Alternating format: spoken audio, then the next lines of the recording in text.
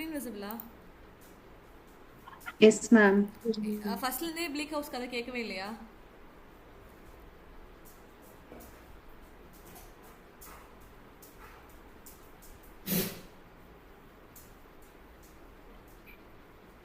கொஞ்சம் கொஞ்சம் பிரேக் ஆச்சு மேம். ஓகே, இப்போ நான் பேசுறது கிளியரா தானே கேக்குது?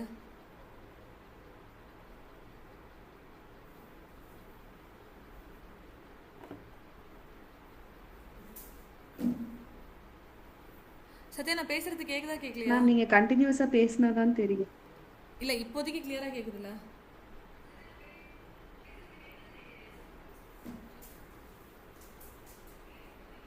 மேம் லைட்டா பிரேக் ஆகுது மேம். பிரேக் ஆகுது. சத்யா, நான் ஸ்டார்ட் பண்றேன். லைட்டா பிரேக் ஆகுது. ஓகே ஓகே, நான் ஸ்டார்ட் பண்றேன். திருப்பியும் பிரேக் ஆச்சு அப்படின்னு சொன்னா தயவு செஞ்சு ஸ்டாப் பண்ணிடுங்க. நான் ஃபுல் கதையை முடிக்கிற வரைக்கும் தயவு செஞ்சு வெயிட் பண்ணாதீங்க. ஓகேவா? Yes ma'am.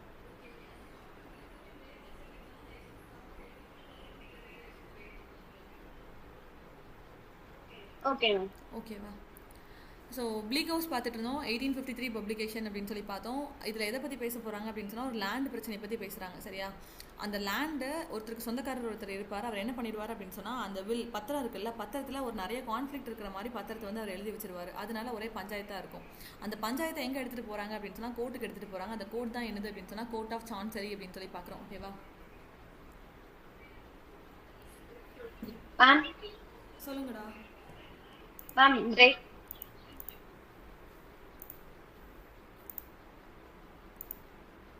Ma'am still ma'am voice break ஆகி கேக்குது மேம். பிரேக் ஆகுது ma'am.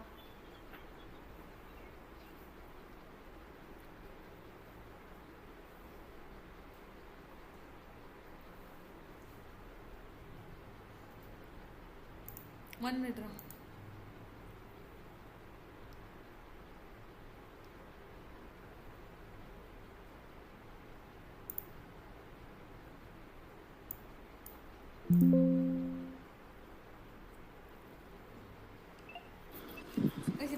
Is it audible? Audible ma'am. Audible. Screen visible dana? Yes ma'am. சரி ஓகே. ஸோ ப்ளீக் ஹவுஸ் பார்த்துட்டு இருந்தோம். ப்ளீக் ஹவுஸ் கதையில் வந்து லேண்ட் ப்ராப்ளம்னு நான் சொன்னேன். ஓகேவா? ஸோ அது வந்து டிக்கன்ஸ் வந்து அட்டாக் பண்ணுற மாதிரி அந்த ஸ்டோரி வந்து எழுதியிருப்பாரு. இதில் ஹீரோயின் அப்படின்னு சொல்லி பார்க்கும்போது எஸ்தர் சம்மர்சன் அவங்க தான் வந்து ஹீரோயினாக இருப்பாங்க. ஸோ டிக்கன்ஸோட இவ்வளோ நாவல்ஸில் ஒன்லி ஹீரோயின் இல்லை ஒன்லி ஃபீமேல் நரேட்டர் யார் அப்படின்னு சொல்லி பார்க்கும்போது நம்ம எஸ்தர் சம்மர்சன் அப்படின்னு சொல்லி பார்க்குறோம்.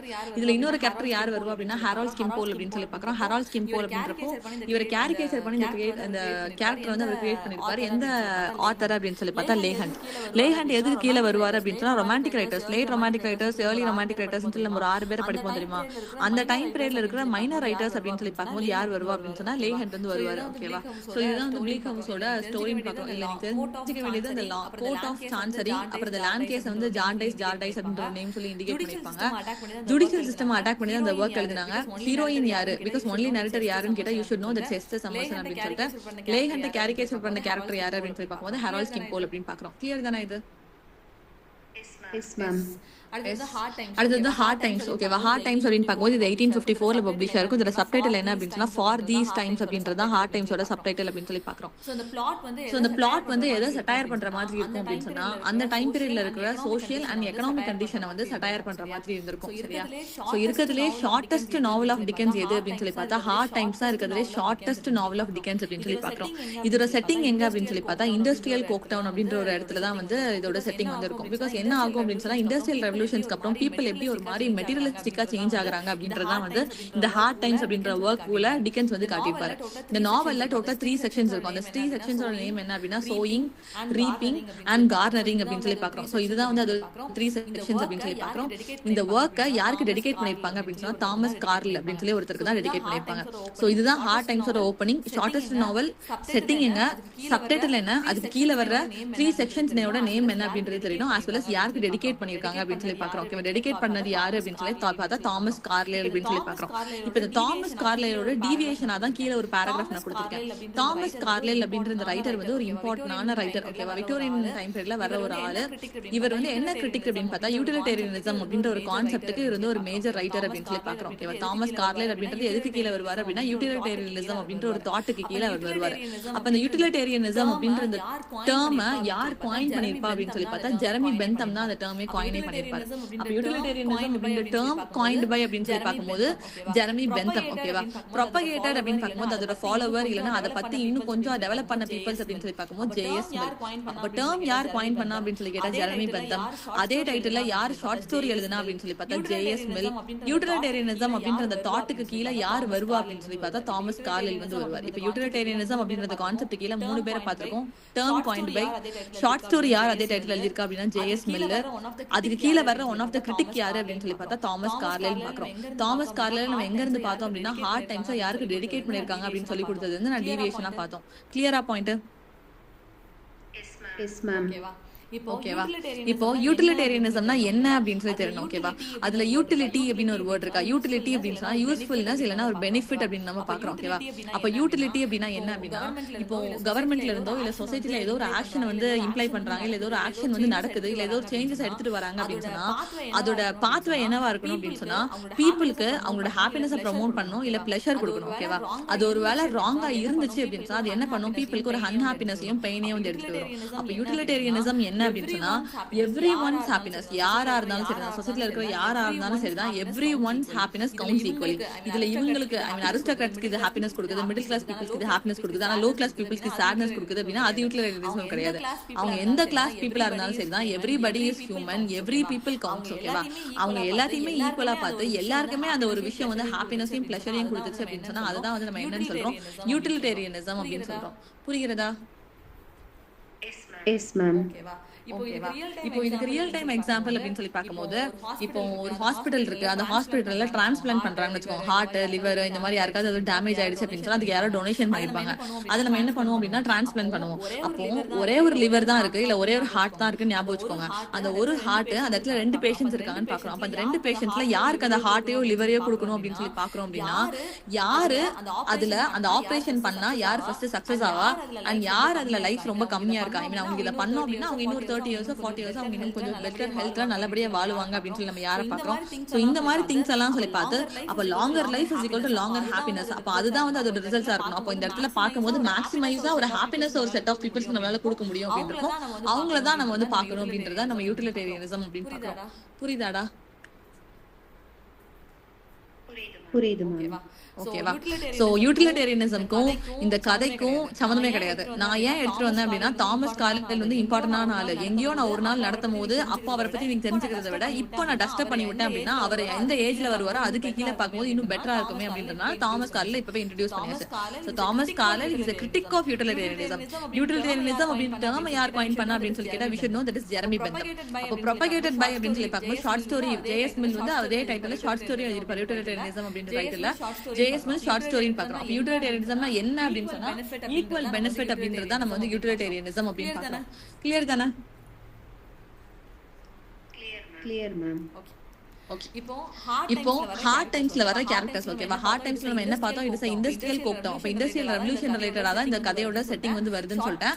ஷார்ட் ஐ மீன் சப்டைட்டில் என்ன அப்படின்னு சொல்லி பார்க்கும்போது ஃபார் தீஸ் டைம்ஸ் அப்படின்னு சொல்லி கொடுத்தேன். இந்த நாவல் டோட்டலா எத்தனை செக்ஷன்ஸ் இருக்கு அப்படின்னு சொல்லி பார்த்தா 3 செக்ஷன்ஸ் பார்த்தோம். சோயிங், ரீப்பிங் அண்ட் கார்னரிங் அப்படின்னு சொல்லி பார்த்தோம். ஓகேவா, டெடிகேட் பண்ணது யாருக்கு அப்படின்னு சொல்லி பார்க்கும்போது தாமஸ் கார்லைக்கு டெடிகேட் பண்ணாங்க அப்படின்னு சொல்லி பார்க்கிறோம். இதுல வர கேரக்டர்ஸ் அப்படின்னு சொல்லி பார்க்கும்போது மேஜர் கேரக்டர் யாரு அப்படின்னா தாமஸ் கிரான்கிரின் அப்படின்றது தான் இதுல வர மேஜர் கேரக்டர். ஓகேவா, he's a wealthy retired merchant as well as ஒரு ஸ்கூல்ல சூப்பர்டென்டாவும் வந்து வர்க் பண்ணிட்டு இருப்பான். அவன் வந்து ஒரு ரிட்டையர்டு மர்ச்சன்ட் அப்படின்னு சொல்லி இவனுக்கு 2 குழந்தைங்க உண்டு. அந்த 2 குழந்தைங்களோட நேம் என்ன அப்படின்னா லூயிசா அண்ட் டாம் அப்படின்னு சொல்லிட்டு 2 பேபிஸ் உண்டு. ஓகேவா, தாமஸ் கிரான்கிரின் எப்படி அப்படின்னு சொன்னா ஒரு மாதிரி பிக்ஸட் தாட் உள்ளவர்.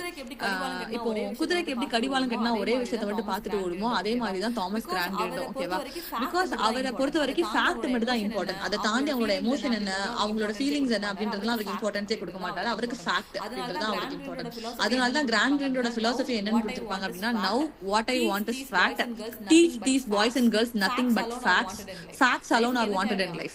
லைஃபுக்கு என்ன தேவையா, ஃபேக்ட்ஸ் மட்டும் தான் தேவை, அதை தாண்டி எமோஷனலோ ஃபீலிங்ஸோ எதுவுமே வந்து தேவையில்லை அப்படின்ற ஒரு ஐடியாலஜி இருக்கிற ஆள் தான் யாரு அப்படின்னா தாமஸ் கிரான்கிரன் அப்படின்னு சொல்லி நமக்கு ப்ரொஜெக்ட் பண்ணிருப்பாரு டிக்கெட்ஸ். அந்த தாமஸ் கிரான்கிரன் அப்படின்ற ஆளுக்கு 2 குழந்தைங்க இருக்காங்க. ஒன்னு வந்து லூயிசா, இன்னொன்னு டாம். லூயிசா வந்து கேர்ள் பேபி, டாம் வந்து பாய் பேபின்னு பாக்குறோம். ஓகேவா? இந்த லூயிசா அண்ட் தாமஸ் பத்தி பாக்கணும் அப்படின்னா, லூயிசாவை ஷார்ட்டா லூ அப்படின்னு கதைக்குள்ள கூப்பிடுவாங்க, தாமஸ் ஷார்ட்டா டாம் அப்படின்னு சொல்லி கூப்பிடுவாங்க. ஓகேவா? கிரான்கிரன் ஃபேமிலியோட எல்டஸ்ட் சைல்ட் தான் யாரு அப்படின்னு சொன்னா லூயிசா. இப்போ அவங்க அப்பா வந்து எதை எடுத்தாலும் எதை பேச வந்தாலும் எல்லாத்தையுமே ஃபேக்டா கன்சிடர் பண்ணும்போது அவ என்ன பண்றா, அவளோட ஃபீலிங்ஸ் எல்லாத்தையுமே சப்ரஸ் பண்ண ஸ்டார்ட் பண்ணுவா. So she becomes cold. கோல்ட்னா நாட் லிட்டரலி கோல்ட், அவளோட ஃபீலிங்ஸ் எல்லாமே உள்ள உறைஞ்சிருச்சு, இல்ல அதுக்கு மேல அவளுக்கு எக்ஸ்பிரஸ் பண்ணவோ இல்ல டியர் அவுட் பண்ணவோ எதுவுமே இல்ல அப்படின்ற மாதிரி கோல்ட் அப்படின்ற மீனிங்ல கொடுத்துருக்காங்க. அதனால அவ யார் கூடயுமே அவ்வளவு சீக்கிரம் கனெக்ட் ஆக மாட்டா. பீப்புள்ஸ்குள்ள எல்லாருக்கிட்டையும் ஒரு மாதிரி டிஸ்கனெக்டடா யார் இருப்பா அப்படின்னு சொன்னா லூயிசா வந்து இருப்பா. அடுத்தது அவரோட இன்னொரு பையன் தாமஸ், அவனை ஷார்ட்டா டாம் அப்படின்னு சொல்லுவாங்க. லூயிசாக்கும் டாமும் சரி 2 பேரும் அக்கா தம்பின்னு தானே வருவாங்க. இவங்க 2 பேருக்குள்ள ஒரு ஸ்ட்ராங் ரிலேஷன்ஷிப் வந்து இருக்கும். ஓகேவா? சோ ஃபர்ஸ்ட் இவனை ஒரு நல்ல ஜாபுக்கு போகணும் அப்படின்னு சொல்லிட்டு அவங்க அப்பா பிரஷரைஸ் பண்ணி ஒரு பேங்க் ஜாபுக்கு வந்து அனுப்பிடுவாரு. அப்பா யாரு? Grad green. தாமஸ் கிரான்கிரீன் வந்து அனுப்பிடுவாரு. சரியா? அதுக்கப்புறம் அவனுக்கு அது பிடிக்காது. அதுக்கு மேல ஒரு ரொட்டீன் லைஃப், ஒரு மெட்டீரியலிஸ்டிக் லைஃப் அவனால வாழ முடியாது. ரியாலிட்டிக்கு அவன் எங்க மாறிடும் அப்படின்னு சொன்னா ட்ரிங்கிங்குள்ளயும் கேம்பிளிங்குள்ளயும் அவன் டோட்டலா உள்ள போற மாதிரி நமக்கு காமிச்சிருப்பாங்க. ஓகேவா? Next Mr Josiah Bounderby. Mr Josiah Bounderby யாரு அப்படின்னு சொன்னா நம்ம ப்ரோட்டகனிஸ்ட் இருக்காரு தாமஸ் கிரான்கிரீன். அது தாமஸ் கிரான்கிரீனோட பிசினஸ் அசோசியேட் தான் வந்து யாரு அப்படின்னா மிஸ்டர் ஜோய்ஷா பவுண்டர்பை அப்படின்னு சொல்லி பார்க்கலாம். இவருக்கு ரொம்ப ஏஜ் ஆயிருக்கும். பட் அவங்க 2 பேரும் பிசினஸ் அசோசியேட்ஸ் அப்படின்றதுனால தன்னோட பிசினஸ் ஸ்ட்ராங் பண்ணணும் அப்படின்ற ஒரே ரீசனுக்காக தனக்கு இருந்த ஒரே பொண்ணு என்ன பண்ணுவாரு அப்படின்னா இந்த ஏஜ்டு மேனுக்கு வந்து கல்யாணம் பண்ணி கொடுப்பாங்க. அப்ப யாரு கல்யாணம் பண்ணி கொடுக்குறாங்க? ஜோஷியா பவுண்டர்பைக்கு லூயிசா வந்து கல்யாணம் பண்ணி கொடுப்பாங்க. அவங்க 2 பேத்துக்கும் நடுவில் ஒரு லவ்லெஸ் மேரேஜ் இருக்கும். 2 பேத்துக்கு ஒரு எமோஷனல் கனெக்ஷன் அவங்க 2 பேத்துக்கும் இருக்கவே இருக்காது. பட் ஸ்டில் பிசினஸ் வளர்க்கணும் அப்படின்றதுக்காக 2 பேத்துக்கும் பிடிச்சி கல்யாணம் பண்ணி வச்சிருவாரு அவரு. அப்புறம் சிசி ஜூப் வந்து இதுல வர இம்பார்ட்டன்டான கேரக்டர். ஏன் அப்படின்னு சொன்னா நான் ஓப்பனிங்லேயே சொன்னேன், நம்ம தாமஸ் கிரான்கிரீன் வந்து ஒரு wealthy retired merchant as well as school superintendent அப்படின்னு சொல்லிட்டு. அப்ப ஸ்கூல் சூப்பரிடென்ட் அப்படின்றப்போ ஸ்கூல்ல சில பேர் அமௌண்ட் இல்லாம படிக்க வருவாங்க தெரியுமா, சேரிட்டில அமௌண்ட் ஸ்கோர் நல்லா வச்சிருக்காங்க அப்படின்றப்போ படிக்க வருவாங்கல்ல. அந்த மாதிரி இருக்கிற சேரிட்டில அவர் யாரை சூஸ் பண்ணிருப்பாரு அப்படின்னு சொன்னா சிசி ஜூப் அப்படின்ற இந்த கேர்ள் வந்து சூஸ் பண்ணிருப்பாங்க. இந்த சிசி ஜூப் எப்படி அப்படின்னு சொன்னா தாமஸ் கிரான்கிரீன் என்ன சொன்னாலும் அவர் சுத்தமா கேட்கவே மாட்டா. சோ அந்த மாதிரி ஒரு கேரக்டரா தான் யாரை கொடுத்திருப்பாங்க அப்படின்னு சொன்னா சிசி ஜூப் வந்து கொடுத்திருப்பாங்க. நெக்ஸ்ட் கிரான்கிரீனோட ஸ்கூல்ல டீச்சரா யார் வேலை பார்த்துட்டு இருப்பா அப்படின்னு சொன்னா சொக்கும் சைல்டு அப்படின்னு ஒருத்தர் வந்து வேலை பார்த்துட்டு இருப்பான். பிகாஸ் எல்லா இடத்துலயுமே நம்ம 1 ஸ்கூல் மாஸ்டர் யாரு அண்ட் அந்த ஸ்கூல் மாஸ்டர் ஸ்கூல்ல யார் நடத்திட்டு இருக்கா அப்படின்ற மாதிரி எல்லா இடத்துலயும் நம்ம ஒரு ஆளை பார்த்தோம். ஓகேவா? அதே மாதிரி தான் இங்க டீச்சர் யாரு அப்படின்னு சொன்னா சொக்கும் சைல்டு அப்படின்ற பர்சன் தான் டீச்சரா இருப்பாரு. என்ன ஸ்டோரி பார்த்துட்டு இருக்கோம்? என்னதுடா? Heart times. ஓகேவா? ஹார்ட் டைம்ஸ் பார்த்துட்டு இருக்கோம். அதோட சப்டைட்டில் என்ன? For these times அப்படின்னு சொல்லி பார்த்தோம். நெக்ஸ்ட் லிட்டில் டாரெட் வந்து 1855ல பப்ளிஷ் ஆயிருக்கும். ஓகேவா? லிட்டில் டாரெட் கீழ அவர் எதை பேசியிருப்பாரு அப்படின்னா அவரோட பர்சனல் லைஃப்ல அவர் தூக்கி ஒரு பிரிசன்ல அடைச்சிருப்பாங்க. எந்த பிரிசன்ல? அவங்க அப்பாவையும் சரி அவரையும் சரி மார்ஷல் சி பிரிசன்ல வந்து அடைச்சிருப்பாங்க. அப்போ அந்த நாவல் எதை சட்டையர் பண்ற மாதிரி இருக்கும் அப்படின்னு சொன்னா கவர்மெண்ட்டையும் சொசைட்டியும் சட்டையர் பண்ற மாதிரி தான் அந்த லிட்டில் டாரெட் அப்படின்ற அந்த ஒர்க் வந்து அவர் கொடுத்திருப்பாரு. என்ன அப்படின்னு சொன்னா எப்படி ஒரு பர்சன் வந்து கடன் வாங்கிட்டு அடைக்கல அப்படின்னு சொன்னா அவங்க வாழ்க்கையை மொத்தமா எங்கேயே நீங்க கழிக்க வைக்கிறீங்க, ஜெயிலே நீங்க கழிக்க வைக்கிறீங்க அப்படின்ற மாதிரி கவர்மெண்ட்டையும் சொசைட்டியும் சட்டையர் பண்ணி தான் அந்த லிட்டில் டாரெட் அப்படின்ற அந்த ஒர்க் வந்து எழுதிருப்பாங்க. ஓகேவா? சோ இதுல கதையோட ப்ரோட்டகனிஸ்ட் யாரு அப்படின்னு சொல்லி பார்த்தா ஏமி டாரெட் அப்படின்றவங்க தான் கதையோட ப்ரோட்டகனிஸ்ட். அவங்க தான் அந்த கதையில எப்படி டைட்டில் என்ன கொடுத்திருக்காங்க, லிட்டில் டாரெட் அப்படின்னு சொல்லி கொடுத்திருக்காங்க. பட் கதையோட ப்ரோட்டகனிஸ்ட் ஏமி டாரெட் அப்படின்னு சொல்லி பாக்குறோம். இந்த ஏமி டாரெட் வந்து youngest child of her family. ஓகேவா? இவ பிறந்தது வளர்ந்தது எல்லாமே எங்க வளர்ந்திருப்பா அப்படின்னா அந்த டெப்டர்ஸ் பிரிசன்ல தான் வளர்ந்திருப்பா. பிகாஸ் அவளோட அம்மா வந்து ஆல்ரெடி கடன்னால எங்க இருப்பாங்க, ஜெயில. அப்ப ஜெயில தான் அவங்க ஆல்ரெடி கன்சீவா தான் ஜெயிலுக்குள்ளே போயிருப்பாங்க. அப்ப அங்கதான் அவ பிறப்பா. பிறந்து கிட்டத்தட்ட ஒரு 20 இயர்ஸ் என்னமோ யார் ஜெயில இருப்பா அப்படின்னு சொன்னா ஏமி டாரெட் வந்து ஜெயில தான் அவ வளரவே செய்வா. அப்ப அந்த 20 இயர்ஸ் ஆஃப் ஆப்சன்ஸ்க்கு அப்புறம் அவ எங்க வெளியில வருவா அப்படின்னா வெளியில சொசைட்டிக்குள்ள வருவா.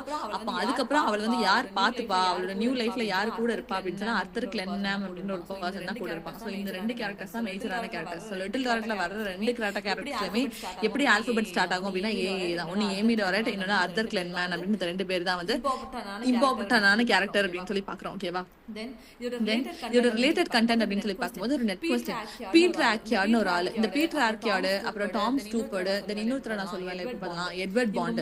இவங்க 3 பேருமே அவங்களோட ஒர்க் அவங்க பார்க்கவே மாட்டாங்க. ப்ரீவியஸ்ல இருந்த யாரோட ஒர்க்கையாவது எடுத்து அதை பார்த்து ஏதாவது ஒன்று எழுதுறது, அதுல இருந்து டைட்டில் எடுத்து வைக்கிறது அப்படின்ற மாதிரி இந்த 3 பேருமே இருப்பாங்க. டாம் ஸ்டூபர்டுக்கு நம்ம என்ன ஒர்க் பார்த்திருக்கோம்? ரோசன்கிரிட்ஸ் அண்ட் கில்டன்ஸ்டர்ன் ஆர் டெட். நான் டெட். எட்வர்ட் பாண்டுக்கு கரெக்டா த ஃபூல் அப்படின்னு சொல்லி பார்த்தோம். ஓகேவா? அதே மாதிரி தான் பீட்டர் ஆக்கியார்டுக்கு நான் என்ன சொல்லி கொடுக்குறேன் அப்படின்னா கிரேட் ஃபயர் ஆஃப் லண்டன் அப்படின்னு சொல்லி பாக்குறோம். கிரேட் ஃபயர் உண்மையாவே எந்த வருஷம் நடந்திருக்கும்? பிளேக் ஃபயர் எல்லாம் படிச்சிருக்கோம் தெரியுமா முன்னாடி? 1665. பிளேக் வந்து 1665, ஃபயர் வந்து 1666. ஓகேவா? So great fire of London எப்ப நடந்திருக்கும் அப்படின்னு சொன்னா 1666. அப்ப இவர் டைட்டில் என்ன கொடுத்திருக்காரு? அவரோட டெபியூ ஒர்க் வந்து இந்த கிரேட் ஃபயர் ஆஃப் லண்டன் கொடுத்திருக்காரு. அப்ப டைட்டில் பார்க்க நம்ம என்ன நினைப்போம்? கிரேட் ஃபயரை பத்தி தலைவர் ஏதோ உள்ள பேசியிருக்காரு போல அப்படின்னு நினைப்போம். பட் அந்த டைட்டிலுக்கும் அந்த ஹிஸ்டாரிக்கல் ஃபயருக்கும் எந்த ஒரு சம்பந்தமும் இருந்திருக்காரு. இந்த கதையில வந்து எதை பேஸ் பண்ணி அவர் எழுதியிருப்பாரு அப்படின்னு சொன்னா சார்ல்ஸ் டிக்கன்ஸோட லிட்டில் டோரட்டை பேஸ் பண்ணி தான் எழுதியிருப்பாரு. ஐ மீன் பிரிசனை பேஸ் பண்ணி தான் எழுதியிருப்பாரு அப்படின்னு சொல்லி பாக்குறோம். கிளியரா? Clear ma'am.